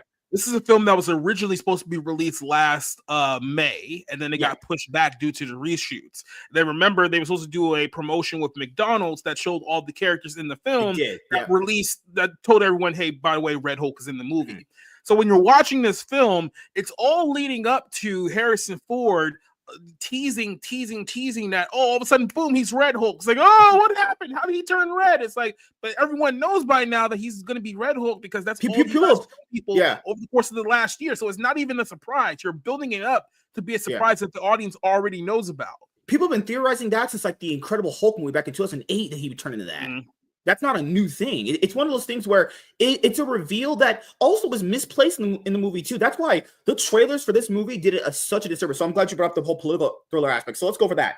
The trailers for this movie reveal everything. You've seen the whole movie in the trailers, which is already a negative knock on it. Two, the whole like, I actually didn't mind the first trailer where he said your inner circle's been compromised. It felt like it was going to be Winter Soldier-esque, which is what the producers kept saying it was going to be Winter Soldier-esque, right? But then that plot gets thrown away anyway. So they want it to be Winter Soldier, but then they want it to be like Civil War.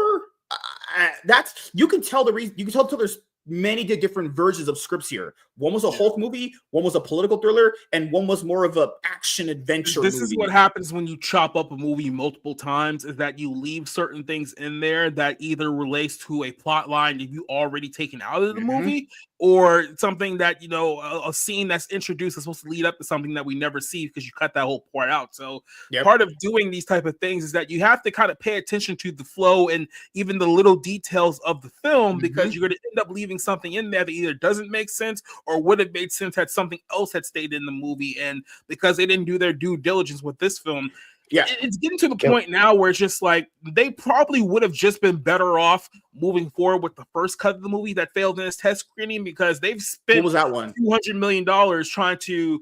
No, the first failed. Do you remember that one? The synopsis about it. It was more the political thriller one, right? That people called Boring. Yeah, that was like I said, when they had like Seth Rollins and all the Serpent Society guys that were in the movie. So that was supposed to be more of the focus. But then when they failed the test screening, they started changing a whole bunch of things up. And honestly, you're probably better off with the first cut of this movie rather than all the other ones. It would flow better. The movie just. Can we talk about that fucking awful CGI with the Red Hulk stuff? Yeah. Before we do that, we'll go on. Before we do that, we'll do the girl. That girl that is a widow. Literally, this is why the movie is. I'll just tie in 2 points here. This is the reason why the movie has problems.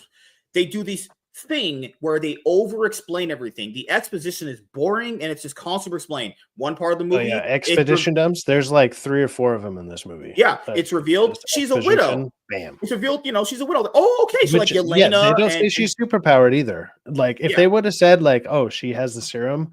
That would actually literally that one sentence could explain so much of the shit that she does. You're just supposed to believe that this 4'11" tiny little Israeli girl from Israel, who despite being 30, it looks like she's 14 throughout the course of the entire movie, and everyone in the movie is like 14. Yeah, everyone in the movie is like 4 times her size. Which everyone's big 4 times her size. Yeah. So this lady who is a widow, because it's such a throwaway, useless line there. Because like you're thinking like, oh, Yelena, Black, okay, the cool ones, right? No, she, first of all, her acting performance is straight up running it down. She didn't even try. She can't emote. She can't actually say lines. And she's a terrible, who is that? Maybe I'm just judging her too much off this performance. She completely turbo sprinted that shit. She was just there for a paycheck. Useless character. That's nothing. Again, it's hard. She could literally not be there, and they're gonna replace her with like Yelena, and it would make no difference, honestly. Again, it's hard that for was me. like a 12 to 14-year-old child. I would believe you. I'd be like, okay. So here's the story. Yeah, go ahead. The actress here, her name is Shara Haas, and she's like an Israeli actress. So this is one of the big plot points that was dropped in the later cuts, because she's supposed to be an agent for Mossad, right? That was like the whole big angle here. It's supposed to be about international politics, and Israel was supposed to play a role in this. And then, of course, when the whole Israel-Palestine thing kicked up, they decided, okay, let's just silently drop that because we don't need any heat from the Palestine people because they're angry at the Israeli actress. This actress, who apparently has been nominated for Emmys for some show called Unorthodox, which is some show that I've never heard of. It's on Netflix or something like that, right? Apparently she suffered from kidney cancer at a young age, so dealing with the effects of the kidney cancer stunted her growth. So she's like a cancer survivor from like the age of 4 or some shit. Ooh. Which, hey, you know what, good for her on that. Doesn't mean you need to be acting in an action film. I'm sorry. But so as a result of that, obviously she's like 5 feet tall. Even though she's almost 30 years old, like I said, she looks half her age. And I'm not saying that she's a bad actress, but she's so horrendously miscast in this role because no one believes her as like a quote unquote a Black Widow. Like I hate to like Anthony Mackie, I don't even think is 6 foot tall. And there's a scene where it's like him, somebody else, and I want to say her in like an elevator. And the shot that they're able to get is like her head is barely above the bottom of the screen, and that's how like the height differences are that dramatic. He's And these he people looks are like he's barely like almost like 2 feet 5'9", taller than her. 5'10", maybe at best, or whatever. And Mhm. she's 4'11" or some shit. You know, it's like, what the and then you see her like kick the shit out of some like 250-pound dudes. I'm like, dude, I'm like 215, 6 foot, and I would I don't know. I would launch her across the goddamn room.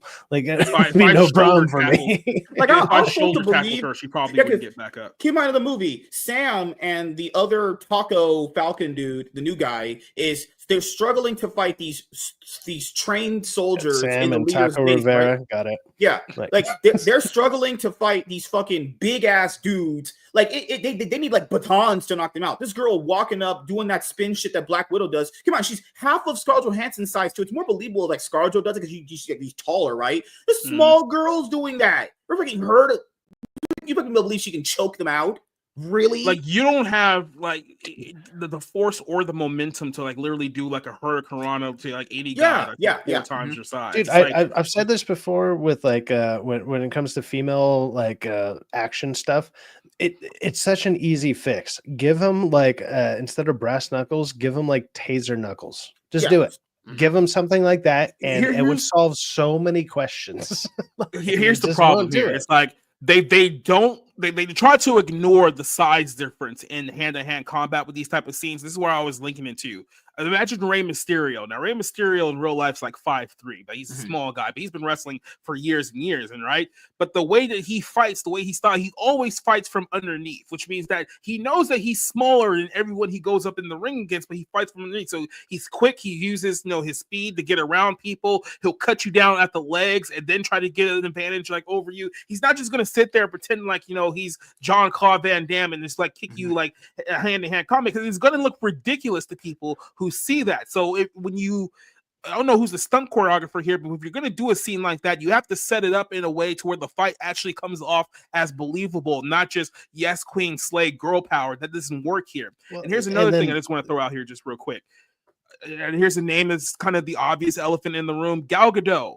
How much more believable would this role be if Gal Gadot played this woman?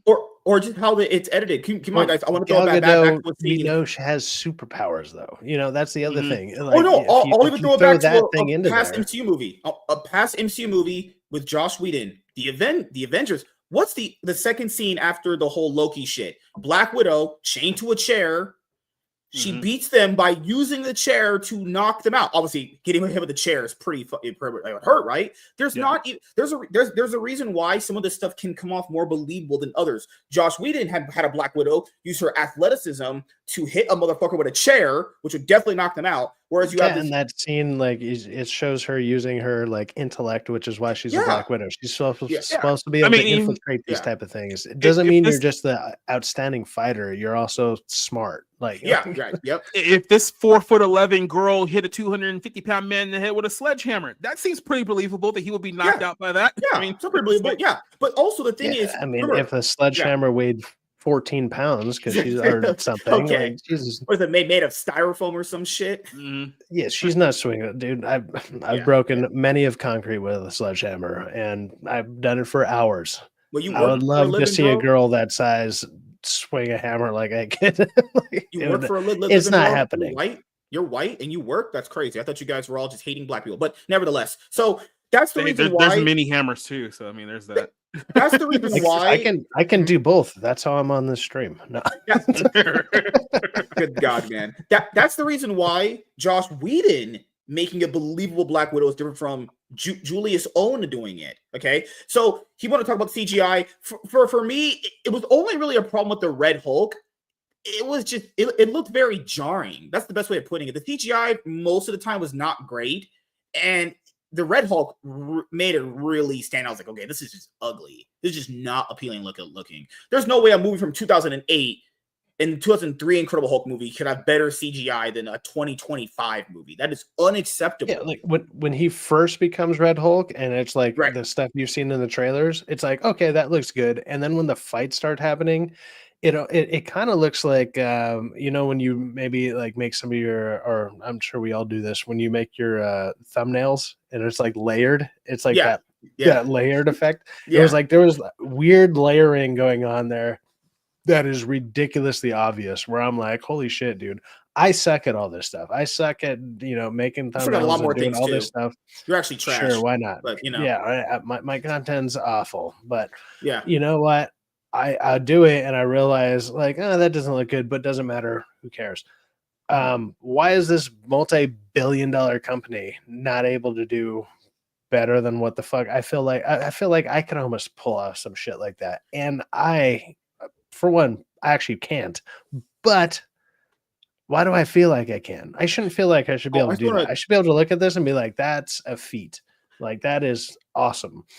No, and they only have 5 minutes of the guy in the goddamn movie. Yeah, Red Hulk, the biggest reveal, is only there for like 5 minutes. What in the world? Maybe like less, to be 2 to 3 minutes of it is awful CGI. Like, yeah, Giancarlo Esposito is also only in the movie for like 5 minutes combined too. Right? Yeah. True, but he doesn't need CGI on him. Like, he's just a black guy. If your big reveal of the Hulk, and we already know he's going to be there, at least focus on that to make that at least look that's good what I'm saying. while we're seeing. That's why, like, that's my biggest problem with the movie is that the acts are all jumbled. I think Act 2 should have been Act 3, and Act 3 should be Act 2, because so like people have a problem with the MCU when it comes to stakes. What's bigger stakes?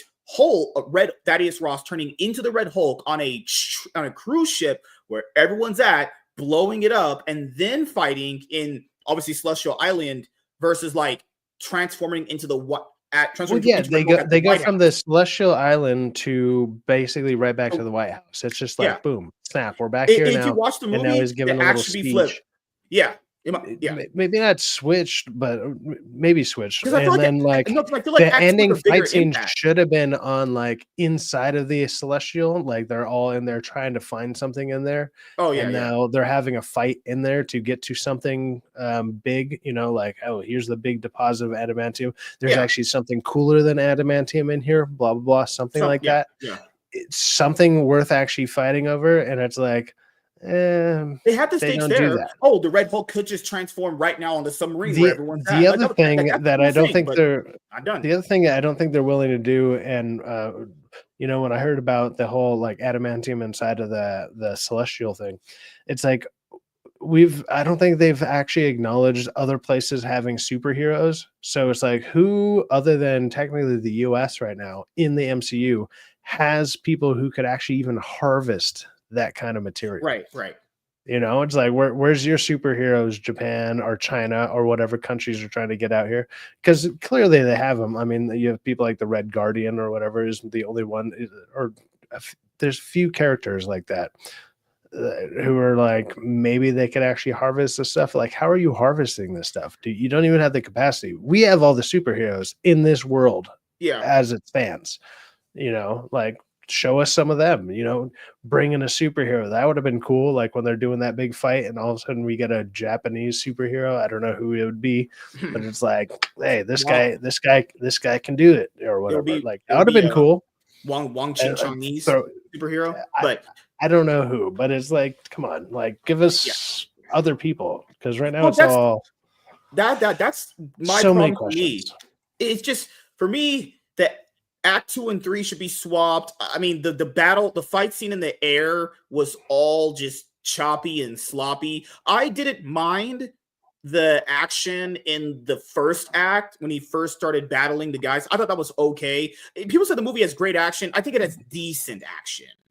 At best, you can call it decent. It's not great. I don't even think it's good. Better. It's the cuts in it and stuff. When it has that many cuts into the action, it shows how sloppy it is to me. Like, you can't get into it. There's no wide shots. There's no, you're not seeing people actually like get like down and dirty or whatever, like do a bunch of blocks. It's just like cut.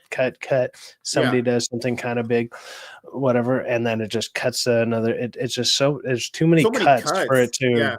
It's too many cuts to make it cohesive to where I'm like, you almost don't understand what's going on. Like, sure, you know what's going on ish, but it's like, also, it looks better when you can have the longer scenes going on. Also, like, when I was watching the movie, a lot of people have different feelings when watching a movie. I wouldn't say I was overly bored, but I wasn't saying I was overly happy. Like toward the end of the second act, I was like, can we wrap this up? This movie's I was zoning out. Long. Yeah. By the end of the second act, I was like, can we just be done? Like the movie's 2 hours long. Literally, the movie would feel better maybe if it was an hour and 30 minutes. This is 2 hours of this bullshit we're going through here. 2 hours. I was like, damn, could this be over? Well, it's like there's the out of theater review I did with DA, and we talked about it on another black man's channel. Okay. Yeah, and then I did a review on it as well. More shameless plugging for a white man. Cool. Of course. I mean, if I'm going to be on here clout chasing, I might as well, throw out my goddamn channel. You would think I should shout myself out if I'm going to be on here clout chasing, as you say. As you know, you're Falcon. I'm Captain America. We know who's the top G in the relationship here. Sure. So as MSK tries to steal my white privilege, I'm going to keep saying no. Yeah, so the other things, the other smaller stuff, like so people said score. I guess the score is bad. It's a non-existent score. There's no really score here. The music is bad. There's just nothing memorable about it. No. Yeah, nothing. Like sometimes they do the dude, or even that sounded bad. The score is awful. The pacing could have been better. It wasn't awful. To be fair, I've seen worse, honestly, but it was. The longer it went, the more I got, I would say. I can't remember who said it, but somebody made a good point where it was like, there's no superhero moment in this, where it's like, every movie just has that. It feels like that one superhero moment. Yeah. It just comes in and it's like, or, Infinity War, like Thor comes down and he's just like, blows everything up and he just comes out and he's like, what's up? I'm here now. And you're like, God damn. It feels like Sam Wilson's Captain America never had that. Captain America grabs the hammer out of the air and people are just like, yeah. And those are obviously some of the bigger moments from Avengers movies and stuff. But each movie itself kind of has some moment like that in it. This movie, I can't. Yeah, it's like somebody's just like they show up and you're like, oh shit, it's about to go down now. I can't really think of any moment in this movie that was the moment of, or like especially. Definitely not for Captain America. It's like he doesn't show up and it's just like, yeah. If anything, it would be like his in the trailer when he lands and it's just like, wait for it, boom, and it explodes. And I'm like, well, that's the trailer was shot. The ending supposed to be that? And he does that within the first minute, and it shouldn't be. If he's going to do something like that, he should do it later on and maybe develop like a way to land and blast something even crazier later on. It's like, hey, let's set this up to where it's like, ooh, this is a cool movie he can do because he has the wings and he like powers up from getting hit by the Hulk a bunch and then comes slamming down and like gives all the power back from getting hit by the Hulk and then knocks him out. It would have been like, oh shit, that's what he can do. That's cool. They didn't even do something like that. He literally just like I know like the sun's going real low, big guy. Talk no jutsu, man. I told you he's gonna do talk no jutsu. So gay. Yeah. So like essentially what you're saying is it's lacking that superhero-ness feel to it. Yeah, there's no superhero moment in this at all where I'm like, these are superheroes other than but you know how this movie's trying to be Winter Soldier? People say, well, where's that moment in Winter Soldier? Easy. The end of the movie, the third act, when Bucky is beating him, he's like, I'm not gonna fight you anymore. Right there shows he's not going to fight his friend. Not even that. It's like he has the scene where he's like grabbing the helicopter. He's just like, yeah, that's what Civil War. Shit like that. To your point. But that's Civil. Is that Civil War? I thought that was it. Yeah, but it'll matter. This movie's trying to be both of them anyway. I'm mixing them both up. But yeah. So the other thing I'll bring up here, because a lot of people still use this argument for the MCU. They're like, well, it wasn't as bad. It's not a travesty because people are looking at it in this vein of like, well, it's not Endgame and it's not Infinity War. Okay, people, MCU fans, I know you listen to me. Please listen to this. Okay. Everyone knows going into Marvel movies, they're not going to always get Civil War or Infinity War. That is one of the gayest, stupidest narratives you keep spouting. I didn't go in here thinking I was going to get Infinity War because that would mean I would be getting a pretty decent movie. I knew I wasn't going to get that. So no one's going into these Captain America, Brave New Worlds, Thunderbolts, Eternals, Thor Love and Thunder. No one's thinking they're going and watching Infinity War. No one's thinking that. But you still have to have a quality, decent movie. It's like that thing where people keep saying for the MCU, well, it's setting up everything. I don't give a rat's flying furry fuck. Do movies exist to set up stuff or are they existing to make good movies? Keep in mind, you can do both. Previous good MCU movies did that, where they set up stuff and they had a good story about them. This Yeah, you could say, oh, it set up some stuff. Set up what? Adamantium? That keep in mind, the adamantium storyline you talked about earlier, I thought that was so stupid. Why was that here? It did nothing for the overall narrative. It was just stupid. It meant nothing. It's kind of a throwaway thing. If anything, like people who've been watching this for this long, it's like we know that Captain America 4 is a restart. Even if you don't want to accept Sam Wilson as Captain America, it's which like, is what okay, you're racist known for, not accepting black guys. That's cool. Sure, why not? Whatever.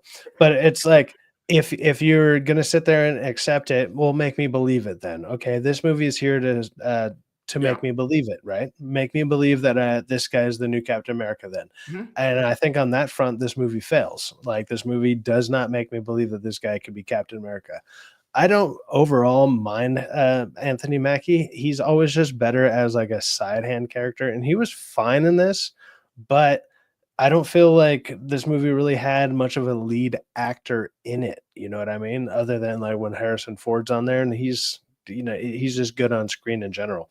But Anthony Mackie as Captain America, it doesn't come off as a lead. He doesn't come off as a leader.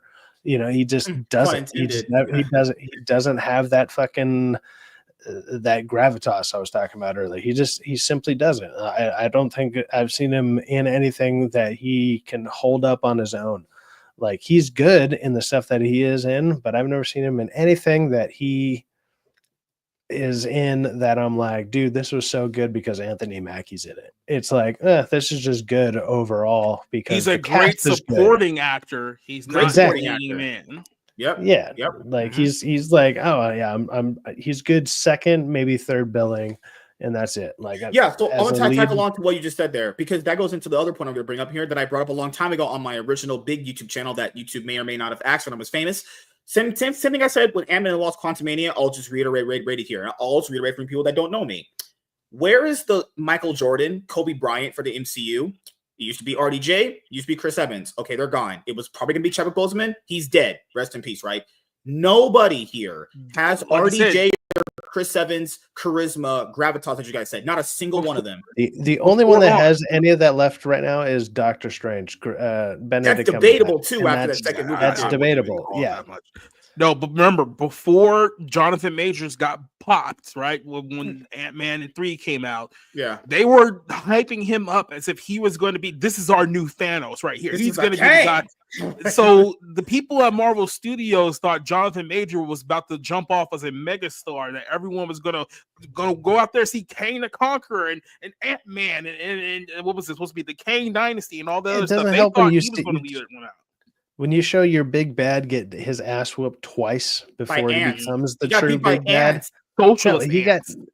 socialist ants whooped his ass, and then he also got all his variants get their ass beat during the Loki stuff, and it's like so he's getting his ass beat in a TV show, and then he immediately the first showing on a movie he gets his ass beat by fucking ants, by Ant-Man, one of the people that almost is kind of a throwaway joke character in this version, of the MCU.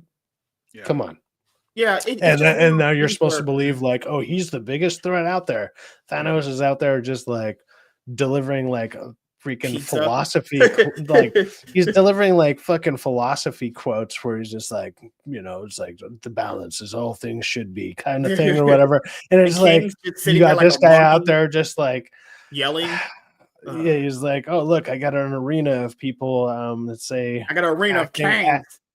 Yeah, it's like, look, we was Kangs out here. Look at this. We was Kangs. This new big bad, because it's kind of subtly advanced. We was Kangs. We was Kangs. Also, not even that. It was even revealed in Ant-Man 3 that, hey, that BBC was banging Wasp's mom. Yeah, so our big bad villain just bangs old ladies in other dimensions. Yeah, that's great. It's really, really great fucking thing. Yeah, she was throwing it back in the corner. Pipe on Piper too, but or Pfeiffer too, but Jonathan, 9 inches of meat inside of her quantum pussy.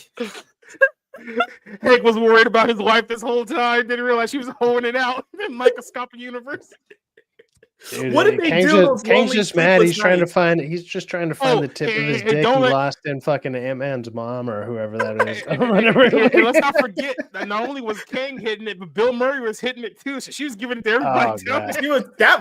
Wasp Mom's a whore. She was getting BBC'd out. She was like, well, you know, I'm probably I don't know. I'm just trying to find out what that alien dick I'm just trying to find my way back home. Everyone but Hank was hitting Hank's wife, and then we wonder why he crashed out later on in the series. Like, that's the thing, is she was there with that black guy for, they said 30 some plus years. She was getting BBC'd out on the floor of that cave. Remember that cave and shit? She was getting blown, her back was getting blown the fuck out. And then she admitted that, oh yeah, by the way, I was sleeping with Bill Murray because I had needs too. So like I had needs. She was giving it to everyone but Hank. So yeah, that's kind of my overall point, is there's no real leading guy here. I like Paul Rudd a lot. He's leading man material, but he's not leading Avengers material. And plus, you can have a team led by Ant-Man. Let's be honest here. That can't happen either. It's like they need a Michael Jordan. They need a Kobe Bryant. They need like a Patrick Mahomes, someone to lead the MCU into the next direction. Because like the Infinity Saga, who's their Luka Doncic? Who's their Luka? Chris Hemsworth. But look at what they've done with Chris Hemsworth. Chris Hemsworth could have been that. Nah, he's not Luka. He's more of Kevin Durant. Like he's aging out. Like he's only got a couple of years left and he's done. So hey, man, we got John Walker. Oh, he makes a bunch of points, but nobody remembers him. Yeah, exactly. Like even Nick Fury could be a leader of some sort. Samuel Jackson's barely in the MCU anymore. Like everything that led it to where it got right now to be 35 films deep, just like where Wasp Mom loves it. She loved it 9 inches deep inside her quantum realm pussy. There's nothing here to lead. Like, are we supposed to believe the Young Avengers, like Haley Steinfeld's character, like Kamala Khan's character? Oh, sorry, not come on, fucking hell. Iman Vellani's character, Miss Marvel, like. There's no lead here anymore. It just feels like a bunch of, not B-tier characters. It feels like a bunch of bench warmers trying to actually be the main stars. Like they don't have that main hero quality. Mm-hmm. It's like if Gohan, because I always disagree with this. People say, well, Gohan should be the main character, Dragon Ball Z. No, he shouldn't have. He's not leading guy material. He's cool supporting character. He's cool like side character. But it'd be like if Gohan led Dragon Ball Z. Would you guys like that? People say, I would have. No, you wouldn't. Vegeta could lead the show better. Trunks could lead the show better. And Goku leads the show better. The MCU is currently the San Francisco 49ers. They were really good a couple of years ago, made it to a couple of Super Bowls, but they just went about 10-6 last season. They got a couple of good players, but not good enough to actually beat some of the best teams. That's pretty much where they're at. We're essentially watching Dragon Ball Z without Goku in it. And it's like, man, this is just not good. This is just bad, honestly. Like, I will say it's here. I'm still sticking by my opinion. I don't think it's the worst MCU movie I've ever watched. I've watched way worse. Iron Man 3, Far From Home, The Eternals, The Dark World. Let's go with Ant-Man and the Wasp. Both sequels. That shit was trash. Both Ant-Man sequels are bad. Ant-Man and the Wasp stinks. And Ant-Man Quantumania is actual trash. Black Widow. There's a top 10 worst MCUs. I think this is up there. This is in the for me. No, I think this is in the top 10 worst. I've seen no. It's not worse than the Dark World. No way. No, like I said, in the top 10, and I don't know what number it would get. I would have to go and look at all of them again and try to reconsider. Do you think this is better than Shang-Chi, or do you think Shang-Chi's better? I think Shang-Chi at least had better action scenes. Was kind of a better flowing narrative too. Yeah, Shang-Chi's better. Shang-Chi, at least the problem with Shang-Chi is like it just kind of falls apart in that third act. But all right, so I think we went over everything we wanted to. Characters, story. Oh, the story. It's just disjointed because of all the script changes. It's trying to be a political thriller. Then it's trying to be an adventure action movie. Obvious script changes too. Like you can feel it while you're watching it. You're like, the story just that feels doesn't match uneven. up. Like what the fuck? Yeah. Like everything that I liked in the first trailer just gets thrown away. It's like, well, your inner circle's been compromised. Well, it's like, okay, political thriller. Go with that. They don't go with that. They go with some fucking crazy action adventure plot. What are you doing? That's the problem. It's like some of these superhero movies, not just this one. A lot of them have faulted this. They just lack a cohesive direction toward the end goal. This one is just kind of all. It's not that it's even all over the place. It's just meh. Like you don't care about some of the performances. The actual villains are just. I liked what could have been done with the leader, but just execution's bad. Honestly, that's pretty much it. It's one of those all the Donald Trump stuff. You could kind of tell they thought Kamala Harris was going to win the election. white man rages out at the White House, tearing down everything. Like, come on, guys. Come on, man. You can tell on G20 they thought Kamala Harris was going to win the election because whoever greenlit that movie. Oh, remember, what's the thing that Thaddeus Ross is talking about in this movie constantly? Unity. Guess what Donald Trump talks about a lot? Unity. Now, when Donald Trump's talking about it, he's talking about actually fixing America. The MCU's talking about destroying the White House in their Captain America Brave New World movie. They were making fun of Donald Trump here. That's just what I thought. Maybe I'm wrong. Maybe I'm reading too much into it. Yeah, that's my opinion, honestly. But yeah, I would just call this aggressively mid. I'll be honest here, I've literally seen worse MCU movies than this that I've despised and hated. But I wouldn't really call this great either. That's just where I'm landing on it. So we'll give our closing thoughts on this video talking about Captain America Brave New World. Also Society, black men first, because blacks over whites. What's your closing thoughts on this movie? Mid, bad? Where you at with it? I give it a 1.5 out of 5. It's not the worst MCU film out there. Some people I think are overhyping it to make it seem like it's way bad. It's a bad movie, but it's like it's not the Marvels bad. No way, man. It's not Eternals bad. It's not like Iron Man 3 bad. Like there's some far worse movies out there. That was bad. Holy crap, that was a movie of all time right there. Ooh, that was certainly a movie that existed in our time period. So no, like there's worse MCU films out there, but this is definitely on like the bottom end of the list. Like once you get past like the really, really bad ones, this like somewhere floating in the middle. It's like lower middle of the pack. I'll be honest here, I think people are a little bit, I'm saying over-hating. There's way worse MCU movies than this. I've seen bigger travesties than this in the MCU. Like Ant-Man the Wasp. Ant-Man the Wasp is trash. And its sequel sucks balls. Those are bad movies. Thor the Dark World stinks. Eternal stinks. Far From Home stinks. Oh yeah, Thor the Dark World. That's Thor the Dark World. Holy shit, that was a doozy there. Iron Man 2. Now here's the real question. Here's the real question. What is the worst movie? Is it Eternals still number one, or is it the Marvels? I never saw the Marvels, and I never saw Black Panther 2 either, or Guardians 3. Those are the only 3 I haven't seen. I'm always still going to put Eternals. Eternals is dog shit from top to bottom. It's just actually just trash. The next one is maybe Far From Home. Eternals is really, really bad. The only movie that can give it a run for its money is the Marvels. Far From Home, if you guys... no one will ever rewatch Far From Home is literally the most useless Spider-Man movie ever made possible. They completely fumbled Jake Gyllenhaal in the MCU. Right? Why was he even there? Oh my god! There's no way this movie's worse than Love and Thunder. Love and Thunder is trash. That's second worst. That's second worst. That's way worse. Bad. So yeah, that's my thing. People saying this is the worst MCU. Guys, that's honestly overreacting. There's way worse than this. If you really think about it, there's way worse. But that doesn't make this better. I'm just saying there's a lot worse. We could have had a travesty on our hands. But Cyfax, what is your closing thoughts on the movie? I don't think it's worth people's money. Don't go see it if you're going to watch it. Wait for it to come out on streaming. Or you can go to Raider Bay and go find a movie there. Or I have a whole lot of websites that you can sell that. Oh, sit right down and hear a tale of a lucky. Exactly. 123movies.com. Oh, sorry, I just blurred that out. But as you guys know, for me, sorry, go ahead. No, just real quick. Like, I almost did it. I think one of the biggest things is like, people wanted to see a movie where you could justify this character becoming Captain America, and I don't think this movie did it. I don't think it did it at all.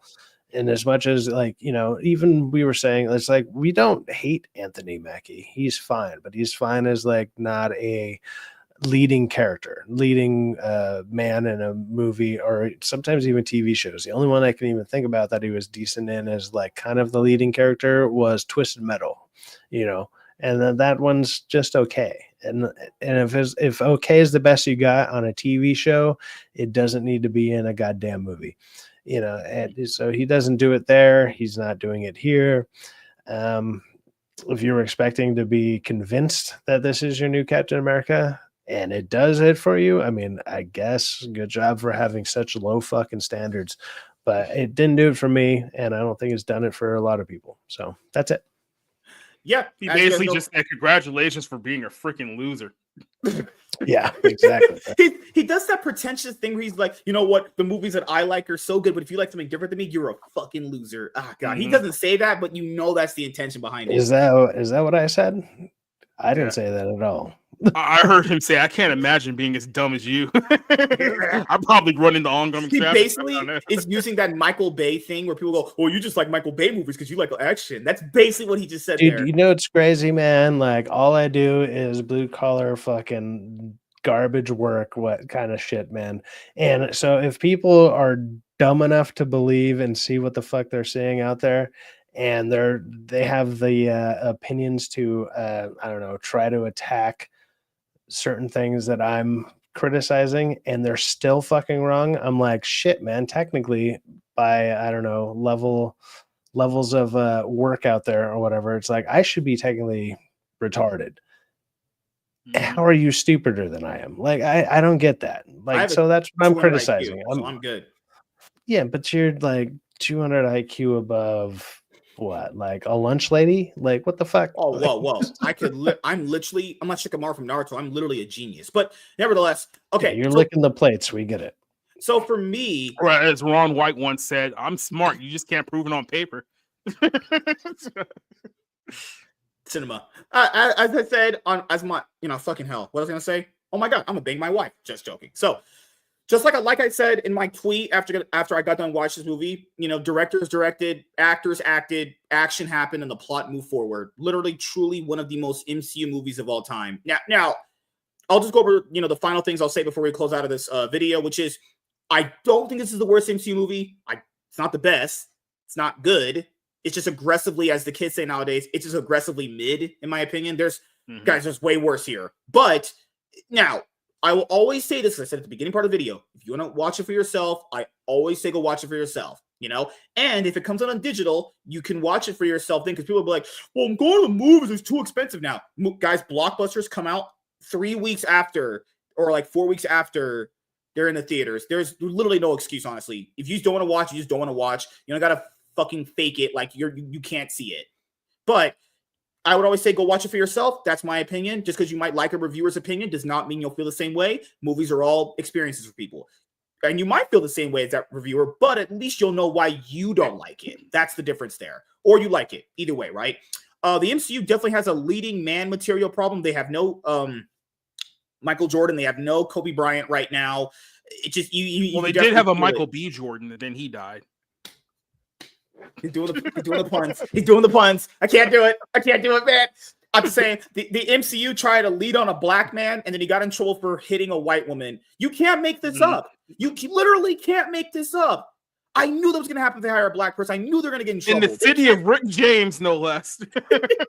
In New York, man. Oh, my God, man. Oh, God. So you guys know I don't really give ratings here. I'm just going to call it, it's a middle-of-the-pack MCU movie. I would say bottom middle-of-the-pack MCU movie. That's where I kind of put it at. But yeah, as Sci-Fax said in his closing statement, this is supposed to be the movie, ultimately at the end of the day, that's supposed to convince you that Sam Wilson is Captain America. It didn't really do that for me either. It's just like, okay, he's just kind of cosplaying as Captain America is the best way I can kind of put it. The whole movie's revealed in the trailers, which I fucking can't stand that shit. Whole movie's in the trailers. The acts are jumbled. The expositional dialogue is so boring sometimes. There's no like superhero moment here. There's stuff I liked here, but whatever, we rewatch this again. Like if I literally were to rewatch scenes on YouTube when it dropped, I probably wouldn't. Not really anything here to rewatch. Honestly, I feel like the actors in it are misused. They just don't get enough screen time, and they're just misused of all the talent they have. So yeah, hopefully Thunderbolts is better, because we know the MCU is not making any good TV shows anytime soon. I mean, maybe hopefully Daredevil's good, but who the fuck knows about that? So yeah, thank you guys for checking out this video. If you guys are returning viewers or new viewers, then please consider subscribing to the channel if you have not already. Leave a like on this video if you enjoyed it, and comment down below. Also, make sure you guys hit that notification bell. That way you guys can get notified on whenever I upload a brand new video or go live. I'm MSK, aka Master Swag King, and we're going to sign out, guys. See you guys later. Peace. You guys are fucking cloud chasing fucks. I hate you. We're still alive. No, I hate you. Okay, what's this thing with Elon Musk coming up? I know society had a lot of things you want to say about that. So the last portion of the show, we're gonna go over that. Hey, I've been talking about this for so long. I feel so vindicated. Women have the worst fucking morals ever. They have no convictions. Their conviction will switch on a dime. Yeah, because you got a bunch of simps out there who keep making excuses for them when it's pretty clear that they're a bunch of harlots. Literally, if men criticize men, it's acceptable. It's like, bro, get better. You're trash. Improve your life. Men criticize women. Literally, all hell breaks loose. How dare you criticize a woman? How dare you? It's like literally we were just having this conversation last night on Iron Show about, you know, how men need to stop placating and partaking in women's bad, stupid decision making, especially when we talk about all these losers like on OnlyFans, like spending their life savings on a chick who's like buying new house in a Bugatti because, you know, they sold pictures of their boat hull on the internet. So it's like, yeah, men need to stop doing that. So then we have this chick, Ashley St. Clair, who apparently is notorious for, you know, sleeping around with one guy to another. She already had a kid out of wedlock with somebody else, and now she's 0 for 2 as far as father figures go. But so she admitted last night that, you know, oh yeah, the baby I had 5 months ago, the father is Elon Musk, and I want my privacy, blah, blah, blah. We'll get to that portion of the story here later. But all of a sudden, I just called out. It's like, yeah, this girl's now 0 for 2 with men in her life. So she's not married. She now has 2 kids out of wedlock. And I don't know if either father of these children are in the picture here. So it's very, very clear to see that, yeah, this is probably a girl you would mark and avoid here. And for some reason, in our sphere, got a lot of pushback about this because, you know, oh, well, you can't go around judging women who make poor life decisions. The hell we can't. That's exactly what that's all women. Here. That's all everyone does it for men. If it literally, I'll just give an example here. If a guy was a former crackhead and he reformed his life, he will still be reminded that he was a crackhead and he used to be a piece of shit. But with girls, it's like, well, you shouldn't judge her for her past and her can work. We all have our past, man. It's like, no, some of you guys have worse past than others. So let's not try to lump this into a we all family type situation. That ain't what happened in here. Good Lord, I'm not kidding, guys. Women morals are up for sale because women are too emotional. Their morals are literally up for grabs any day, depending on how they feel. And keep in mind, this lady Ashley you talk about had a tweet literally saying, basically word for word, do not let men should not be using these women for sex. Well, there's also tweets about her literally feigning for Elon Musk before she got knocked up. So this is a long play for her. So I mean, she's a hypocrite and a liar and all this other stuff. But it's like, here's the fundamental problem here is that, and this goes into what we were talking about last night. We can't have an honest conversation about when it comes to sexual stuff and sexual sin, because the problem is one of two things. One is that when you basically call out a woman for her whorish behavior, there's a group of people out there who get offended because they probably share a similar whorish background than the woman that we're talking about here, and they don't like people going after her for her past because in their mind it's like, well, you're basically going after me and my past. They try to dude, so they try to defend her actions by essentially trying to defend their own by defending her. Yeah, but there's some dudes out there that literally just worship women and think they can't do any wrong. Like, this is where I don't understand, dude. Like, either women are not. How would I say this? People act like when women do a bad thing, they're these innocent, sweet girls that just can't. They're always the victim. We always have to be sympathetic for them. It's like, do these women have agency to make decisions or not? Because if not, we can just go straight to Sharia law and revoke their ability to drive and vote because they have no agency. Saudi Arabia, they need to be coddled from kill to grave. So you can't be like, oh, I'm strong, independent woman, and then next time be like, oh, I mean, she's not really responsible for all. You gotta look at the circumstance. No, we do not. It's like sometimes you just have to address the elephant in the room and stop pretending like it's a mouse. Yeah, that's the problem when it comes to like women is either they can't think for themselves and they're always victims, or what they made it as a decision. It's not as bad because we don't want to make them take accountability, and because there's dudes that literally just worship women. You even say that a woman does me. It's like, why can't you not just that decision? Terrible women. Like, they're like I'm on the wrong channel. Is this Saudi Nigeria? What's happening? Maybe they were onto something there when they made those women laws. Maybe they were cooking. I don't know, man.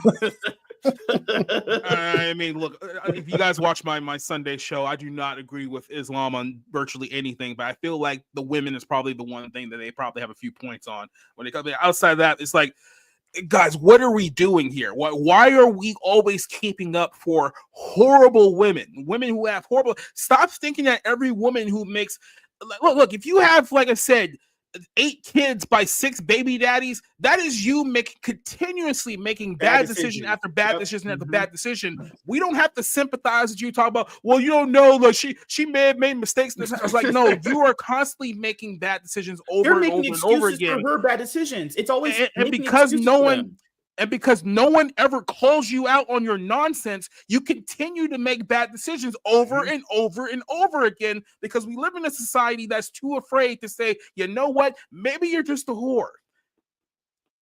But the best thing, I don't even mind that like you do. If you're gonna be a whore, at least basically own up to it, be like, hey, I like sex, I'm a sex addict. That's fine. But don't go out there and say things like she did, like women shouldn't be having men use them for sex. Then do the exact same thing.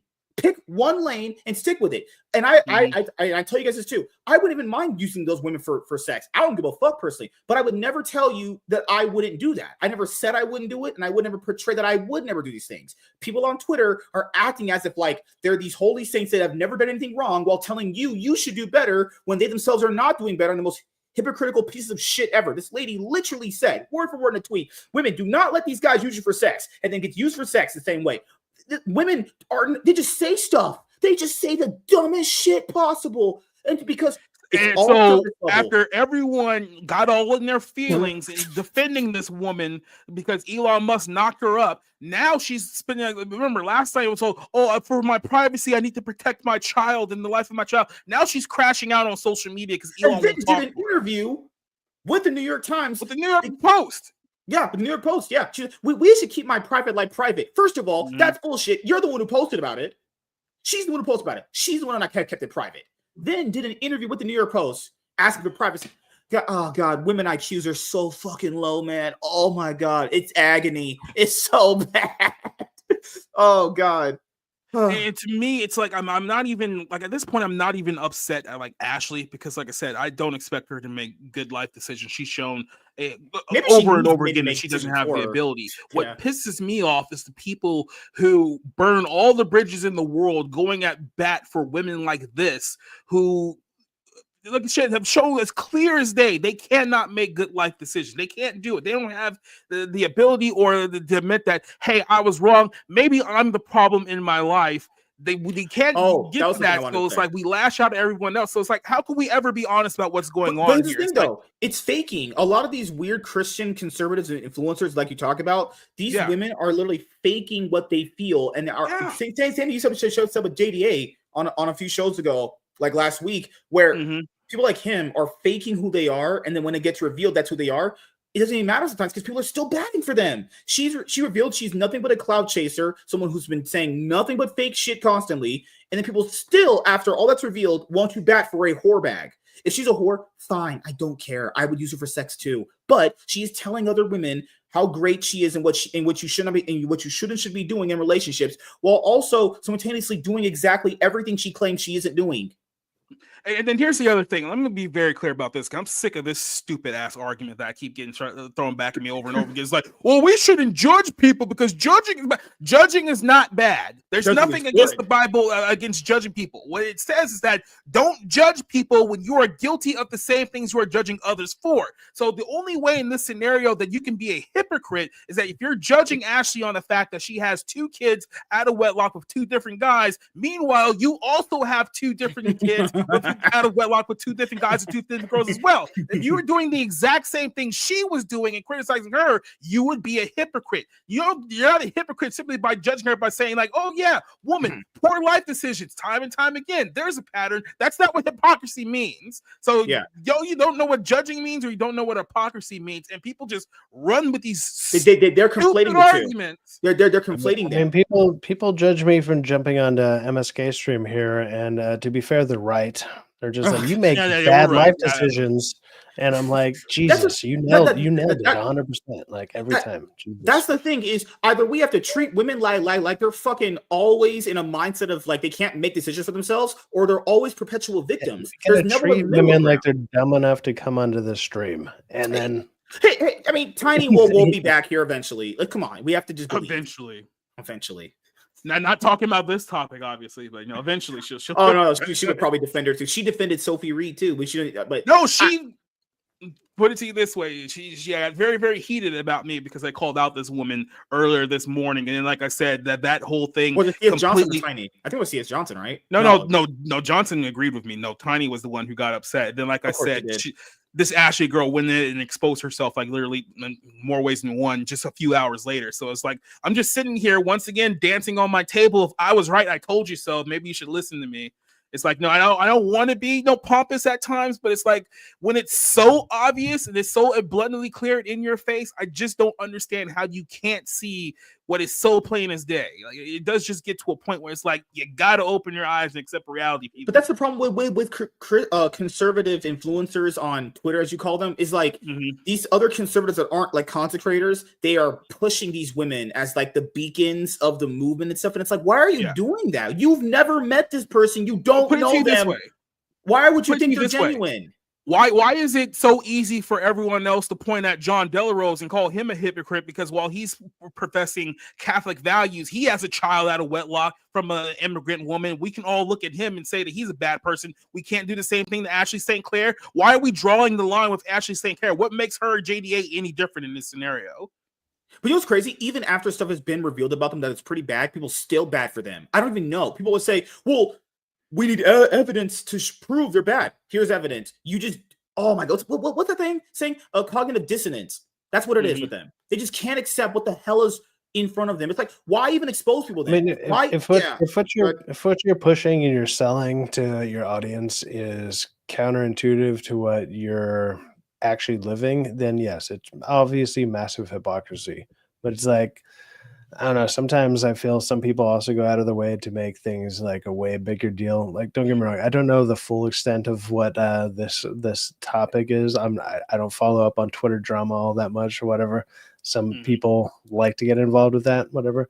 But it's like, as someone as a person who's or as a kid that was had out of wedlock basically or whatever. Like, when I hear shit like that, I'm just like, I turned out just fine in my opinion, whatever.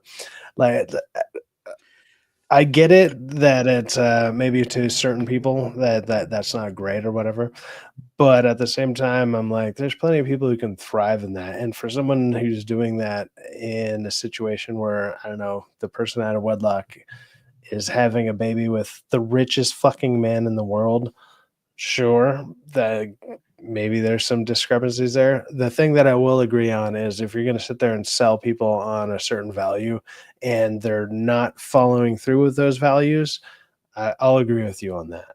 But that's the thing is what you got, the one thing before you go, I saw your conversation with the guys in the chat earlier, not the new one, the one before that. Let's rank, because I was at work. I saw the messages. I wasn't able to respond. The problem with this is like, fucking hell. It's the hypocrisy, right? Like, but the other angle of it. So the thing is, people understand when a guy like Elon Musk has like 13 kids now, and people understand there's a lot of women out there that are okay with that. Women would be okay knowing he's their child's father because they are going to live very comfortably. The reason why this one's different is because she is making it a big deal based on the action she did. Now, did he do a wrong thing? Not really. He's not married. He's not, to my knowledge, this is just a casual fling that he did. So, and it sounds like he's probably going to be taking care of that child just fine. So, yeah, that's the thing. People are acting as if like he's gonna. I don't know how he's in his kid's life. Apparently, it'd be one thing if he sat there and battled it. Is like, I don't want to have any responsibility on this. That would be shitty. And this is the thing. People said, "Oh, he's ignoring her on Twitter." This is the reason why women only care about attention on social media. It's the same argument that. You have like girls on Facebook, you guys at Facebook, but you know, back in the day, women on Facebook would blast their husbands online and then they would blab their problems to the world. Maybe he just does want to talk about his kid's life or his sexual life on Twitter. Some people are just very private about that stuff. Not on top of being, on top of being one of the most, I don't know, richest Google people men. in the world. But also, like, he's highly influential in the government right now. It's like, maybe I don't want to display all of my fucking baggage to the world all the time. That's the thing is, the media is already trying to do that as it goes. Okay? Yeah, like, women. He's not going to sit there and give them fuel for the fire. He's just not going to do that. That's stupid. Women like her only care about drama and attention because she really wanted to resolve this privately. She could definitely get in contact with him. Now she said he ignored her. And he should ignore her. She's a fucking whore. Why would you pay attention to her? You know how he probably ignored her? Probably with lawyers. He probably has lawyers who are talking to him. She is just some dumb. Boom. Yeah, she is just some dumb bimbo thought. Why would he give her a time of day? I'm being honest with you guys. What does she offer him? Richest man in the world, whore.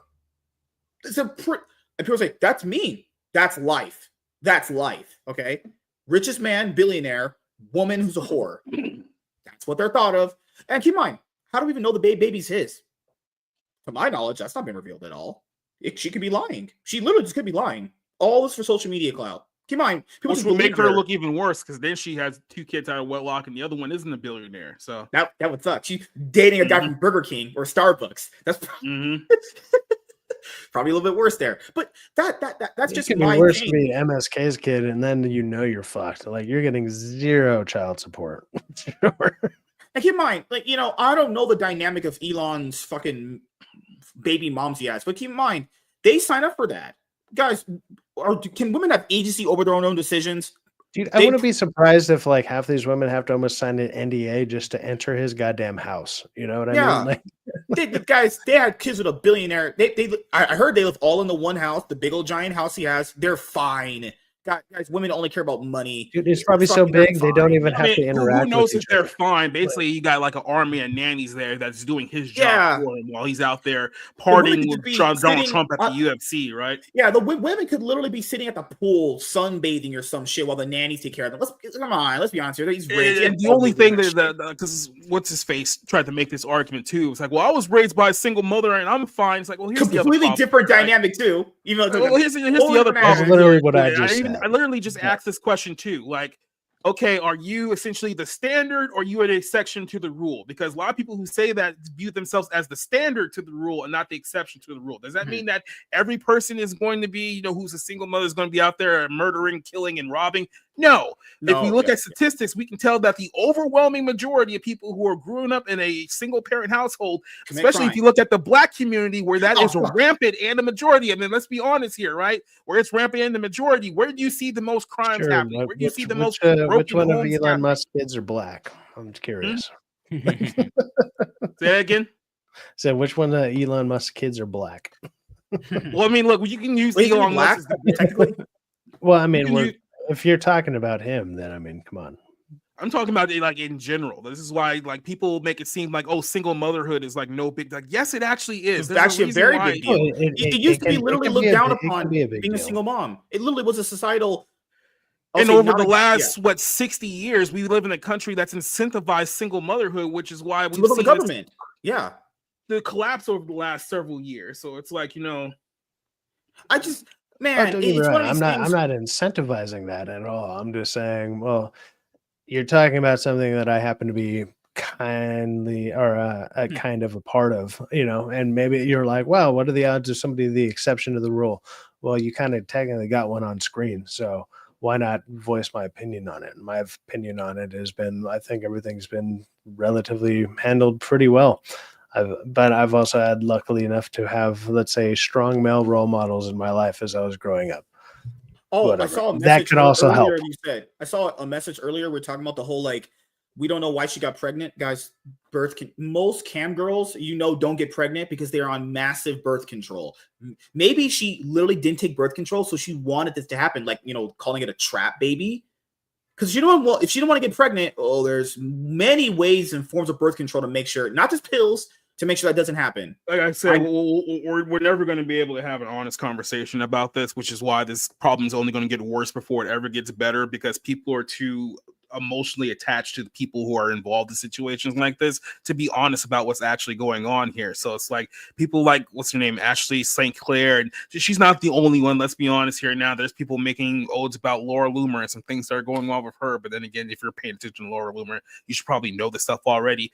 All these people are doing dirt behind closed doors, behind the scenes, but no one actually wants to be, that person that calls it out, because everyone has something that they want to hide from the light as well. And it's like, guys, your shit's going to get called out here sooner rather than later. You're not going to be able to take it to the grave as much as you want to. So it's like, either we can be honest now about what's going on and actually try to start to change things, or we can just throw our hands up in the air, throw the papers up in the air, and just say, hey, no one wants to solve this problem, and just walk away, let it get worse. So I mean, The problem is until guys stop literally worshiping women and thinking that they don't have any agency with their decisions, things can't get better. That's all it is.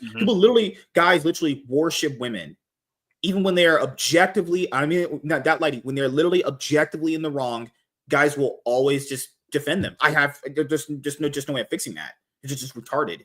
You know, like it's like I said, you have like the left that basically has like this feminist, nonsensical view of we're going to reshape the world into a matriarchal society, and that's everything that we're pushing for is essentially to prop up women and tear down men. And then you have the right that kind of views like women that don't have agency amongst themselves and believe that they can't make decisions on their own, so it's men's responsibility to corral them. But then when men try to take that responsibility to corral them, they get attacked as well. So it's like, what are we actually doing here? Like, who's actually helping this problem? Because it doesn't seem like no one from the left or the right is actually doing anything about this, which is why. But at least the left, I'll say this, at least they acknowledge that most of these women are just fucking whorebags, and they actually defend them being whorebags. The right will not defend a whorebag, but defend every one of her bad decisions to a T. It's like, what are we doing here? That's the start of this whole thing, because last night you had all these people supposedly on the right congratulating her, saying like, oh, congratulations on the baby, blah blah blah. It's like, we're congratulating a woman who just announced on Twitter that she had a baby out of wedlock with Elon Musk. Is like, you guys are supposed to be the conservatives. You guys are the ones that are always posting and talking about all the time that we need to be about the nuclear family. We shouldn't promote fornication and promiscuous women and all this other stuff. Then you throw all that out the window because this woman just so happens to be on your side and your team. So it's like, you guys stand for nothing then. That means that in the realm of politics, we're all just bullshitting around and wasting our time because you guys stand for absolutely nothing. That's what we're doing. That's the thing is, because conservatives now, at least on Twitter, or at least some social media spheres, they're like, well, if you judge them too hard, it'll make them not want to be a part of things. It's like, well, make better decisions then. I don't know. Make better life decisions. I don't fucking know. That's the thing. People don't want to be judged. They want to live in this fantasy world where there's no consequences for their actions. Do as thou wilt shall be the whole of the law. Just do whatever you want. No consequences. No one should be allowed to judge you. Just do whatever you want now. And it's like, I hate to break that to you. That's not how the world works. And trying to force and conform the world into that ideology and that mind thinking is exactly why we're in this situation as we're in right now. And people are shocked that you have women out there like, oh, I slept with 1,000 men in 24 hours. It's like, oh my God, that's gross. I can't believe this is accepted in society. Yeah, I wonder how we got here. And then turn around and bat for another whore's horrible decisions because she, I don't know, banged. No, it's fine because she's only slept with 64 people. She's not like 1,000 like those other women. Oh, and another thing. Lily Phillips didn't even get pregnant from sleeping with 100 guys for 24 hours. Oh, gee.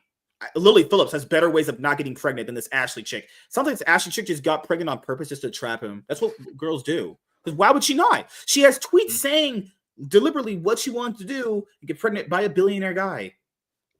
Yeah. Coincidence? I don't know. You know? And like I said, I know the guys in the chat are goofing around. I'm not throwing heat on them, but this is a point of the problem too. When you do try to talk about stuff like this, what do you immediately get called? Oh, you must be an incel. You must hate women. And it's like, this is another reason why we can't have any honest conversation about stuff like this. Hey, I offer her a great time in bed if she ever wants to have sex. I could always satisfy her. It's easy to make women blow their load. Who I almost said something off brand. But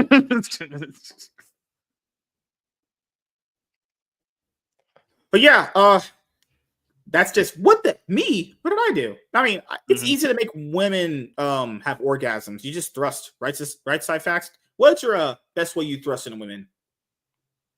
He likes to get a running start. Preferably not talking to you about it. Like, that's a huge advantage. Like, Jesus Christ. Also, because the only thing if I want to get a woman, like, the easiest way to do it is to never bring up any of the letters with MSK in them at all, or talk about you at all. I mean, shit. If they're ever like, hey, have you ever heard of Master Swag King? Which no one ever fucking would. And if they did, I would immediately avoid that woman. But let's just say they randomly did. I'd be like, oh my God, there's a person out here with actual, culture behind them. They actually have some self-worth, that they've actually never heard those letters in the same consecutive order before, and yeah, I'll help her not shoot herself. But yeah, that's about it. Yeah, you there's just a few things very to point kind of out. There's a few things to point out in people's ideology of how Elon Musk is. Guys, Elon Musk used to be a leftist, not a super political guy to a certain extent, but you can argue he still is. I mean, you know. Yeah. The thing is, I don't expect a former leftist to have traditional family views. No, he just converted to being a conservative. Keep in mind, people are looking at a former leftist and going, "He has 13 kids with 4 different women." Yeah, he was a former leftist. They it's kind of like, but conservatives are supposed to believe in traditional family values. Well, that's another part of this problem too. Like a lot of these people, the anti-woke people, they're not really conservatives and they're not really on the right. They're just leftists who just got upset at some point because either someone tried to correct them or they essentially is like, oh, the left is trying to censor me now and I don't like that. So I'm going to go join these other people and still hold all the same views that I had before, which means that you're basically just slowly turning the right into the left. Also, if we're being completely honest here, birth rates have plummeted these last couple of years, guys. No one wants to talk about that. Technically, even if you don't like the decision of him fathering multiple kids by 4 different women, he is populating the earth more. I mean, the earth literally needs more people. It's like a birth rate that plummeted, at least in the United States. Yeah, because this is a shining example. And like South Korea is a great example of this too, because they're having a massive population collapse problem here. And this is why, because the men are growing more right wing as time goes on, but the women are growing more left wing as time goes on. So politically, they're complete opposite ends of the spectrum of one another. And if you're a right wing guy, why would you want to potentially marry and have kids with a woman who one day in, let's say, 3 years decides that, you know what, I think we're going to raise our kid to be trans, and then I'm going to get a sex change operation, and then why would you want to go down that path? It's revealed that maybe they were taking birth control. They were never sexually attracted to you. They get off birth control. They go, fuck, why am I dating this loser? Divorce you, take all your fucking money, and do it again with another guy.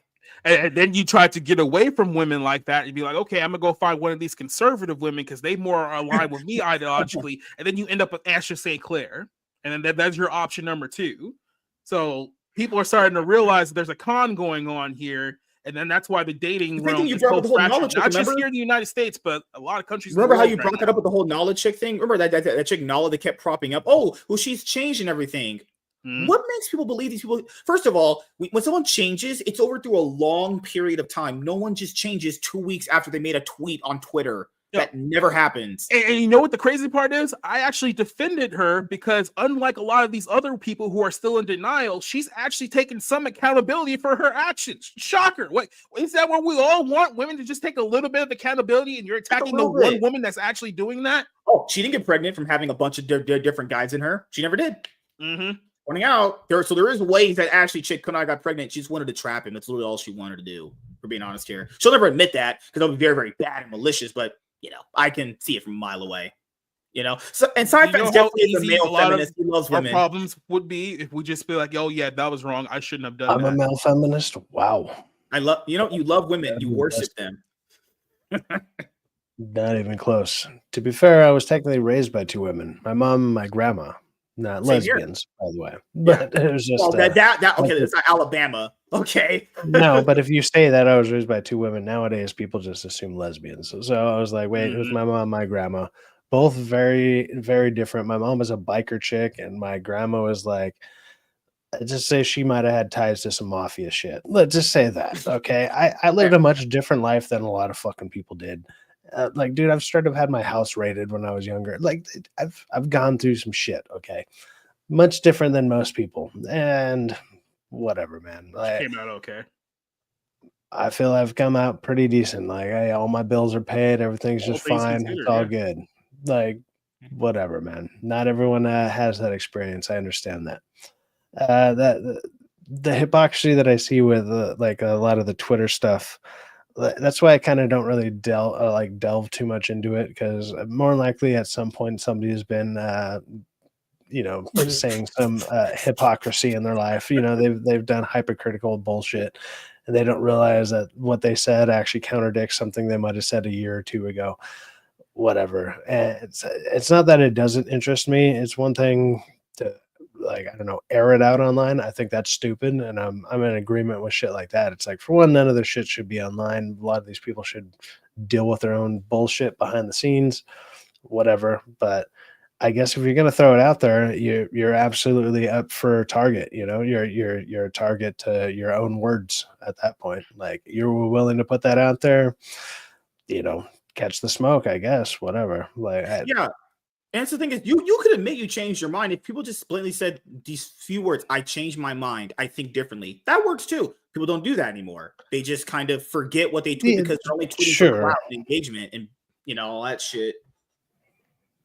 All right. Yeah. Hold on. Michael said, "Do you guys think Elon actually knocked that chick up, or is he just insane in clout or is she just insane in clout chasing?" Like I said, he's a man whore, so it literally could be 50-50. He could have absolutely slept with her or knocked her up, and she could be telling the truth. Or who knows? She might have lied and somebody else got her pregnant. Who knows? But I mean, yeah. Dude, when you could knock up like 100 women and they all have a kid, and you could probably settle for 100 million apiece and still not be anywhere close to broke, you're doing just fine. You are. It's all good, man. It wouldn't even touch like his fucking net worth. Like the guy's doing just fine. All right, so we're gonna do outros here, and we're gonna close it out because I got to get this video edited. I have so much content to edit. I'm sorry about Friday, guys. Laps Comic Fan, he had a medical emergency. Let's just say that. So that's the reason why we didn't have our show on Friday. But no, he went to the hospital tonight. So hopefully it's okay. Hopefully we'll have our show resume on Tuesday. He wanted to do it. He wanted to be here tonight, but he had a medical emergency, and I can't speak about it because he trusts me with the information not to tell anybody, which I will never do because that's not who I am. Taking a blender, guys. Don't do it. It's a bad decision. So yeah, hopefully he feels better because he's definitely not feeling good right now. So yeah, wishing you the best, man. But yeah, can we just let women take accountability? If they made a bad decision, please just say, hey, you made a bad decision. You can do better. That'll do better, Senator. Play that clip to women. You guys got to do better. There you go. That'll make them do better. But society, what you got planned coming up that you want the audience to know about? Tomorrow night we're gonna be doing part 3 of our Satanic Panic series. So we're gonna wrap up with, ironically enough, the sexual revolution, because that seems to be the topic of this weekend is, old sexual stuff. So we're talking about how that opened up the 60s and the 70s. And then we get into the real meat and potatoes of the 1980s and the 1990s. If you haven't seen the first 2 episodes yet, go check it out because I may have just ruined every single artist that you loved in the 60s, 70s, and the 50s as well. So that's tomorrow night at 7 p.m. Tuesday, we got the bar room, so we'll probably be talking about this story a little bit more. We'll talk about the 2 movie trailers and Kendrick Lamar as well. And then Saturday, we're going to be finishing up our Pokemon series, hopefully in the next couple of weeks, because I want to move on. So, yeah, that's all we have going on there. So, when are you going to tell Nerdigans to have a one-on-one with me? When are you going to hook that up, sir? You can talk to her. What the hell are you asking me for? She would ignore me. Good. Rightfully so. God, yeah. Man, that's a hard nugget to crack, man. Oh my God. Sounds like the right response, but yes. Well, to be fair, she if I give her money for an interview, she probably would do it. She kind of needs it. So yeah, maybe I'll big of a simp. If you want to be that big of a simp, go ahead. Technically, I'm not getting sex out of her, so technically, it's not that bad. I'll give her like $20. $20 for an hour. That's literally what I make. Come on, you're overpaying by a significant amount. I literally paid $5 to wear a practice jersey one time, so that's the problem there. Oh God! Hey, people got their wish. The Chiefs got mercilessly destroyed by the Philadelphia Eagles last Sunday. So it was like, oh, it's rigged. It sure wasn't rigged enough for them to get beaten that bad. Patrick Mahomes sitting there choking his ass off in that game. Yeah, but he had some garbage time points that make it seem like he wasn't getting beat nearly as bad as he actually was. He had the one good throw at the end. I'll give him that. He had one good throw. But if he played like that, he was like 40-6. Who cares? Yeah. If he was playing like that at the beginning part of the game, it would probably look a lot. Yeah, if the Eagles had put in their second string because they were up by 33 and 2 minutes left, then yeah, you would have had a great game. Dude, it was literally 27-0 at the end of the third. Guys, they didn't score until the end of the third quarter when it was actually over. They were getting never let someone pigeonhole this game. They were getting Patrick Mahomes looked great once they pulled took the starters out. He looked amazing. Never let someone pigeonhole this game. They got completely blasted. It was actually just dominational stomp. Oh my God, it was embarrassing. It was a generational ass kicking. Oh God. Oh man, I loved it. We got 2 trophies. I'm cool with that. Side facts. What you got planned coming up beside trying to bang my wife, which you will have to do it in front of me because I need to watch you. keep in mind that person doesn't exist. So yes. Yeah, the worst part about that is how you keep saying to keep eye contact. That's getting rough, man. You need to quit that shit out. But no, I'll probably be on Hold My Dual Shock tomorrow talking about shit. God, what is that TV show? I'm blanking on it right now. I'll remember it and say. No, Subservient or whatever it's called. Huh, women don't know that. Severance. Sorry, okay. Severance. It's where the people like disconnect their mind. It's a whole sci-fi thing. So Severance, the newest episode of that just dropped on Friday. We'll probably be talking about that, and then afterwards, usually around 8:00, there's a DA's office that I'm usually on. So we'll be on there. We'll probably be bringing up stuff like Captain America and everything. Other than that, I don't really have anything going on. I know I'm going to see The Monkey this week on Thursday. Are you going to install me like No, well, I mean, I'll see this one on Monday, but other than that. That's about it. That's about it. As you guys know, for me, crazy. I'm gonna try and see more movies coming up because this is a review that we had talked about doing for everyone for a little bit here because everyone was gonna see this anyway. Let me see what other movies are coming out this week. Maybe I go rewatch Brave New World because it was great cinema, truly a great time at the theater. Obviously not. There's Paddington at my theater, Paddington 3. There's You, Me, and Her. But that sounds like a cuck movie. There's Hard Eyes and there's Dog Man. That's what I got now in my theater. Did you see Hard Eyes? Yeah, I did. It was okay. It was more of a it's I would say like a 80% Valentine's style movie, and then the last part of it becomes like a horror slasher. But while these people are trying to become a couple, I don't know. It's I would say it's a good Valentine's movie overall, but I was hoping for more of like a wait for streaming. Like I like horror movies, so. Would you say wait for streaming on that one? Yeah. If you don't, if you're apprehensive about seeing it, I would say you can wait. Like it's not. I don't think it's movie theater worthy to go out of your way to go see it. Okay, so for me, just working on getting out more consistent content, a shorter time frame. I did upload a new episode of Full Day of Going to the Movie Theater. If you don't want to be spoiled on Captain America: Brave New World. And I've been releasing more videos on my comic book channel. I have another one coming out tomorrow. Sorry about the late upload. YouTube just messed up the upload. So, sorry about that. But, go and watch it now. It's up. The MSK show, we're not going to have one tomorrow. Tomorrow we're doing the Cloud 9 podcast with Chaz at 8 p.m. PST. There's a lot to talk about for League. And then Monday, we have the MSK show. And then, just, be on the lookout for more content, as the week go by. So, thank you guys for checking out this episode of the MSK Show, and we will see you guys later. Have a great night.